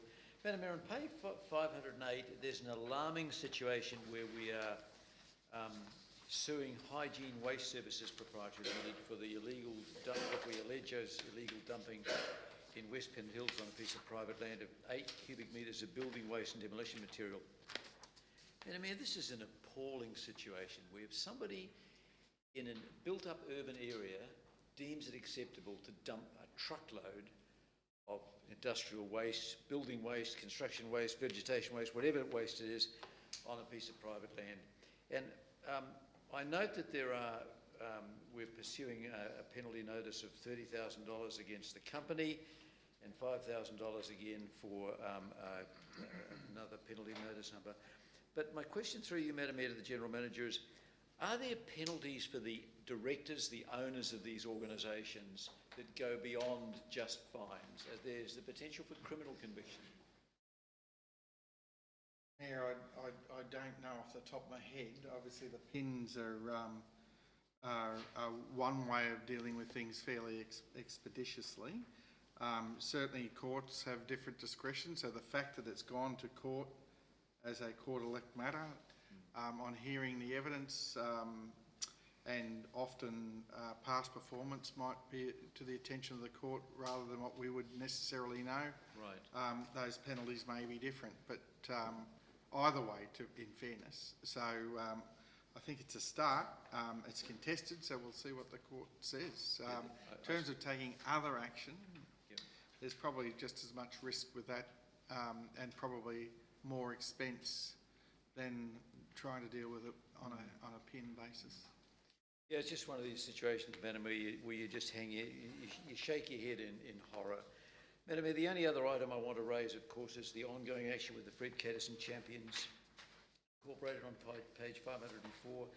And the observation I'd make this meeting, as I did on the last time this was raised, is $281,000 in ratepayers' funds in pursuing this silly phantom nonsense that these people are going with. This is an appalling situation, and I think that there is so much better use of those monies. There's such a demand across the Shire for sporting facilities. We had in that Pony Club site an underutilised piece of flat Crown land, perfectly suited to what we're trying to do with it, Madam Mayor. And I just think this is a horrifying situation where we have spent $281,000 to date in defending this unbelievable situation. And I think the people behind this should, as I said a minute ago, should hang their heads in shame at this flagrant waste of money. Thank you, Madam Mayor. Thank you. Any further speakers? Oh, Councillor Blue. No, that's all right. All right, you're up for a minute. Any further speakers? Councillor Casby. Thank you, Madam Mayor. I'm not sure why Councillor Hazelden thinks it's a continued good idea to keep bringing this up. As I've said before, no public institution should be above accountability, especially when it exists to serve the public, that's us, and is making decisions about how public money is being spent. I know the wider community, and particularly residents of the Showground precinct, are seriously questioning if the construction of 3 rugby union fields is the best use of their money, $16.6 million. If our community are questioning if council has done due diligence when it comes to considering all of the impacts on Fred Cadison Reserve, its precious local environment, then they have the right to test this, and we shouldn't criticise them for caring about where they live. The fact that Liberal councillors here keep saying that they have a mandate for this rugby union premier facility is delusional, and it's complete rubbish. To have a mandate, you actually need to publicly and loudly campaign on an issue. This didn't happen. I didn't see any blue corflutes that said vote Liberal for a premier rugby union facility on them. Nobody knew about it. People are still finding out now. To have a mandate, you have to tell people about it. Council also need. Hang on, and we've got a finish point that of part. order being called. Councillor Cassidy. Yeah, point of order, Madam Mayor. Relevance to, we're talking about information status reports. I get it, Fred Cadison's on it, but we're now going into election promises, we're moving into mandates, we're completely off topic here. I agree. I'm just responding to previous conversations that were brought up, and I hadn't had a chance to reply to them. Anyway, council also need to bring our community with us and involve them. We're spending $16.6 million of the Showground Precinct residents' money. Point of order, that's not relevant. We're talking about status and information reports. I'm just Specifically, responding an to... update on legal costs. It's not a debate on Fred Cat, who said what, who did what Liberal Party did what, All right. ALP did So what, yes, Greens did what. So just responding, yes, this is a lot of money. I'm upset ratepayers have to foot council's legal bills as well, but I think the onus is on us as councillors and council to reflect on how this situation might have been avoided and make sure that we do better next time. Have we asked the Showground residents if this is what we want, what they want, now that they're arriving? Okay, point of order, we're steering off again. I think we should find out. Depends what residents you're talking to, because the residents that are talking to me are telling me they want these fields. Any further speakers? Councillor Blue, would you like to talk now? Righto, Madam Mayor. Yeah. Righto. But keep it relevant. I'm going to keep this relevant. We are spending an outstanding amount of money on a legal case. I don't know why we continually have to get into the debate time and time again over the merits of this. It's been dealt with, it's going through a legal proceeding. I'm not going to get drawn into the merits of it. I think that is entirely inappropriate given there's currently legal matters on foot, and it clearly says that council are due in court on the 7th, 9th and 10th of July. I think it is a poor judgment call to get into the nitty-gritty of this, and I'm not going to entertain any further on Fred Cadison while that's going ahead. Plenty more can be said after the case is over, but until that point, I'm not going to get into the debate. In regard to the SES, as per Councillor Jackson's commentary just before, I'm glad to see that is progressing, and I think we're heading in the right path now, and I think once we get some more detail from the SES, we're in a better position to inform what and where and how. And particularly with Annan Grove Road and Kenthurst Road.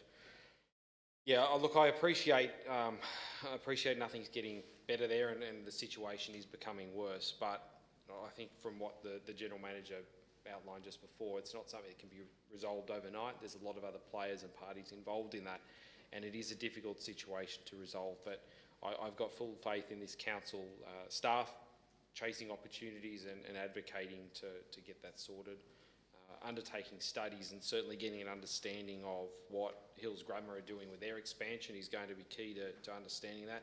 I'm personally of the view that road network is at capacity, completely at capacity or above capacity, and any further increase to development or schools along that road is not going to be well received, and it's certainly not going to be not only well received from the community but not well received from a traffic perspective.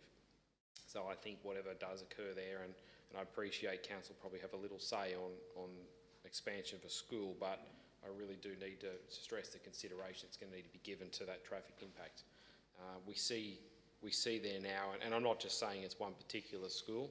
I think one particular school deals with their traffic a lot better than the other, but I do take the opportunity to note that during school holidays, there doesn't seem to be an issue along that road.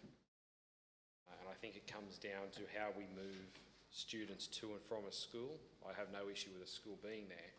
I think it's the issue that almost all children are driven to school. I know this is this is the sentiment felt by a number of people in the area that perhaps we need to be looking at where students can be dropped at a more remote location and picked up via a bus and taken to school. And I appreciate the school in those areas do run a number of bus services, but clearly they're not enough. Whether it's a cost situation, whether it's a lack of interest situation, I don't know what it is. But I certainly think having students taken to and from a school on a bus is a much better situation than every student being driven there solely. I think whilst we have these pressures on that road network there, and it's clear that the ability to, we can't just build a road out of nowhere overnight, certainly without a funding mechanism. We need to be looking for short-term ways to resolve that situation. And if that is some form of encouragement to use a bus service, and as I said, set up a remote location where they can be dropped off, I think all options need to be on the table here. Thank you. Thank you. Any further speakers? Councillor Uno? Thank you, Madam Mayor.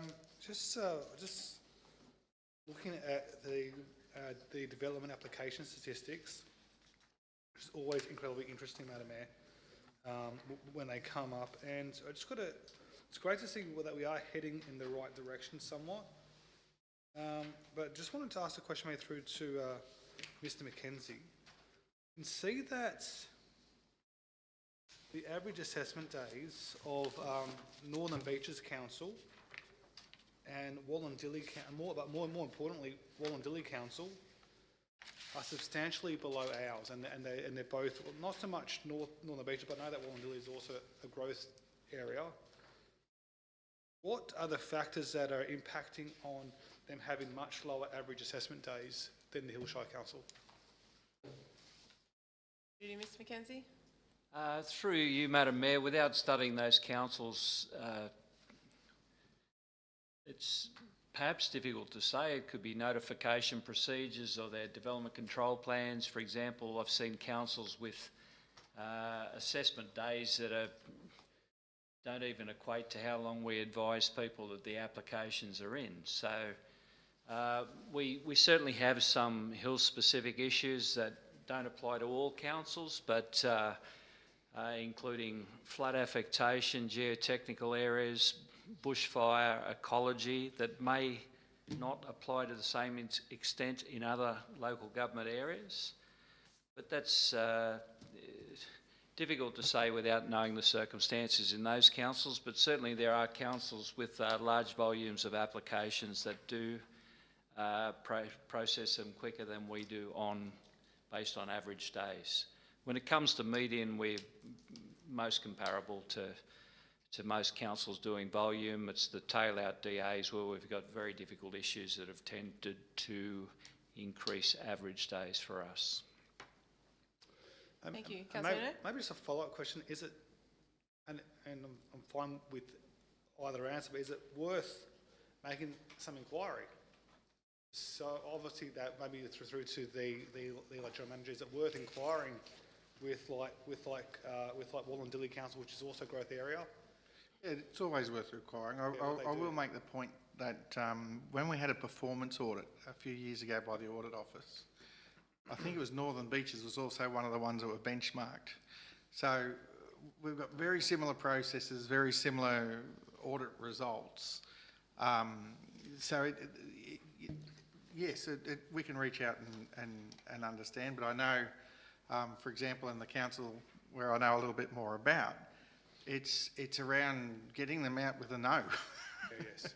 You know, so it could be a customer service standard that's different. So I know the GM fairly well there, so I'll be able to make some inquiries. Wallandilly not so, but councillors, we do plan to give you a presentation on DA assessment in the next workshop. Yes.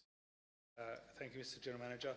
Look, I think that we need to be a council that's always striving for continuous improvement, whether it be with any aspects, and that's why, you know, what we're seeing on the following page, those the qualitative surveys give us a great insight into what our residents are feeling and what the interaction with council are producing. So anything that we can do that's both qualitative and quantitative in terms of our measures. I think financially we're in fantastic shape, but I think we can always do better. Thank you, Madam Mayor. Thank you. Any further speakers? No further speakers. Councillor Jackson, your right to reply. Thank you, Madam Mayor. I deliberately avoided the Fred Catterson item for obvious reasons, but I just wanted to pick up on one comment made by Councillor Casby and also Councillor Blue. Councillor Casby stated that we should do better next time. Madam Mayor, I don't think the court has made their ruling yet to decide whether council has done anything wrong or whether they've, we've just followed our normal procedures. So I think it's not a good idea to put anything out into the public at the moment that preempts a potential decision of the courts. I do reflect. Point of order. I think you're misrepresenting me there. I just meant the contention of the issue. I'm not talking about the legal proceedings here. Councillor Jackson. Just misrepresentation. I think it was 10.23. Thank you for clarifying. Thank you, Councillor Yeah, Jackson. I'm just reflecting on that it's, it is still before the courts, and it's a matter that I think we would all hope and wait to see the outcome on. And based on that outcome, we'll determine whether the money spent was reasonable or not. Seeing that it's such a large amount. Madam Mayor, just on the assessment days, off the back of Councillor Uno's comments, I also support the consideration about continuous improvement. We've always been one that has led the pack, but also continued to review our processes and look for opportunities to improve. And I think that's evident in the comment on the bottom of page 529, where our assessment days for this financial year is 113 compared to 128 last year. And based on the fact that we'll have the opportunity around a workshop to get some further information, I would be seeking some better understanding, noting that the expectation of days is at 100. We are still above, despite going down, and what strategies council is considering to bring that down. Sometimes numbers are really easy to look at and are hard to kind of contextualise. And I think in here, when we're talking about assessment days, this is somebody putting in a DA to build within our shire, and on average at the moment it's 113 days before they get a determination. That's 3+ months of waiting to see what happens, and I know, and I've continuously repeated in here that I believe that under the current system our DAs are more complex than what would normally go to CDC, and there's a lot of back and forward between council and those the applicants, and then there's time stops and other things involved in that process. But no doubt, still, 3 months is a challenging time. So anything council can do to reduce those days, similar to what we did in comparison to last financial year, is always of benefit. Madam Mayor, I'm happy to see the customer satisfaction survey. I think I referenced it last time with it being May 2026, but I look forward to seeing the updated summary. I think that we do quite well, especially with the higher volume type of responses in the particular categories, but I'd love to be able to see strategies for us to see how we can increase that response rate. I know that there's many factors involved with that, but the more responses that we can get, the better information that we have to be able to improve our services. Thank you, Madam Mayor. Thank you. We're on item 14, information and status report. We've got a motion moved by Councillor Jackson, second by Councillor Blue. The recommendation contained in the report be adopted. All those in favour say aye. Those against, the ayes have it. That motion is carried. Thank you, councillors. Close the meeting, 10:39. Thank you, councillors, council officers, and members of the public that may be watching this recording. Good night.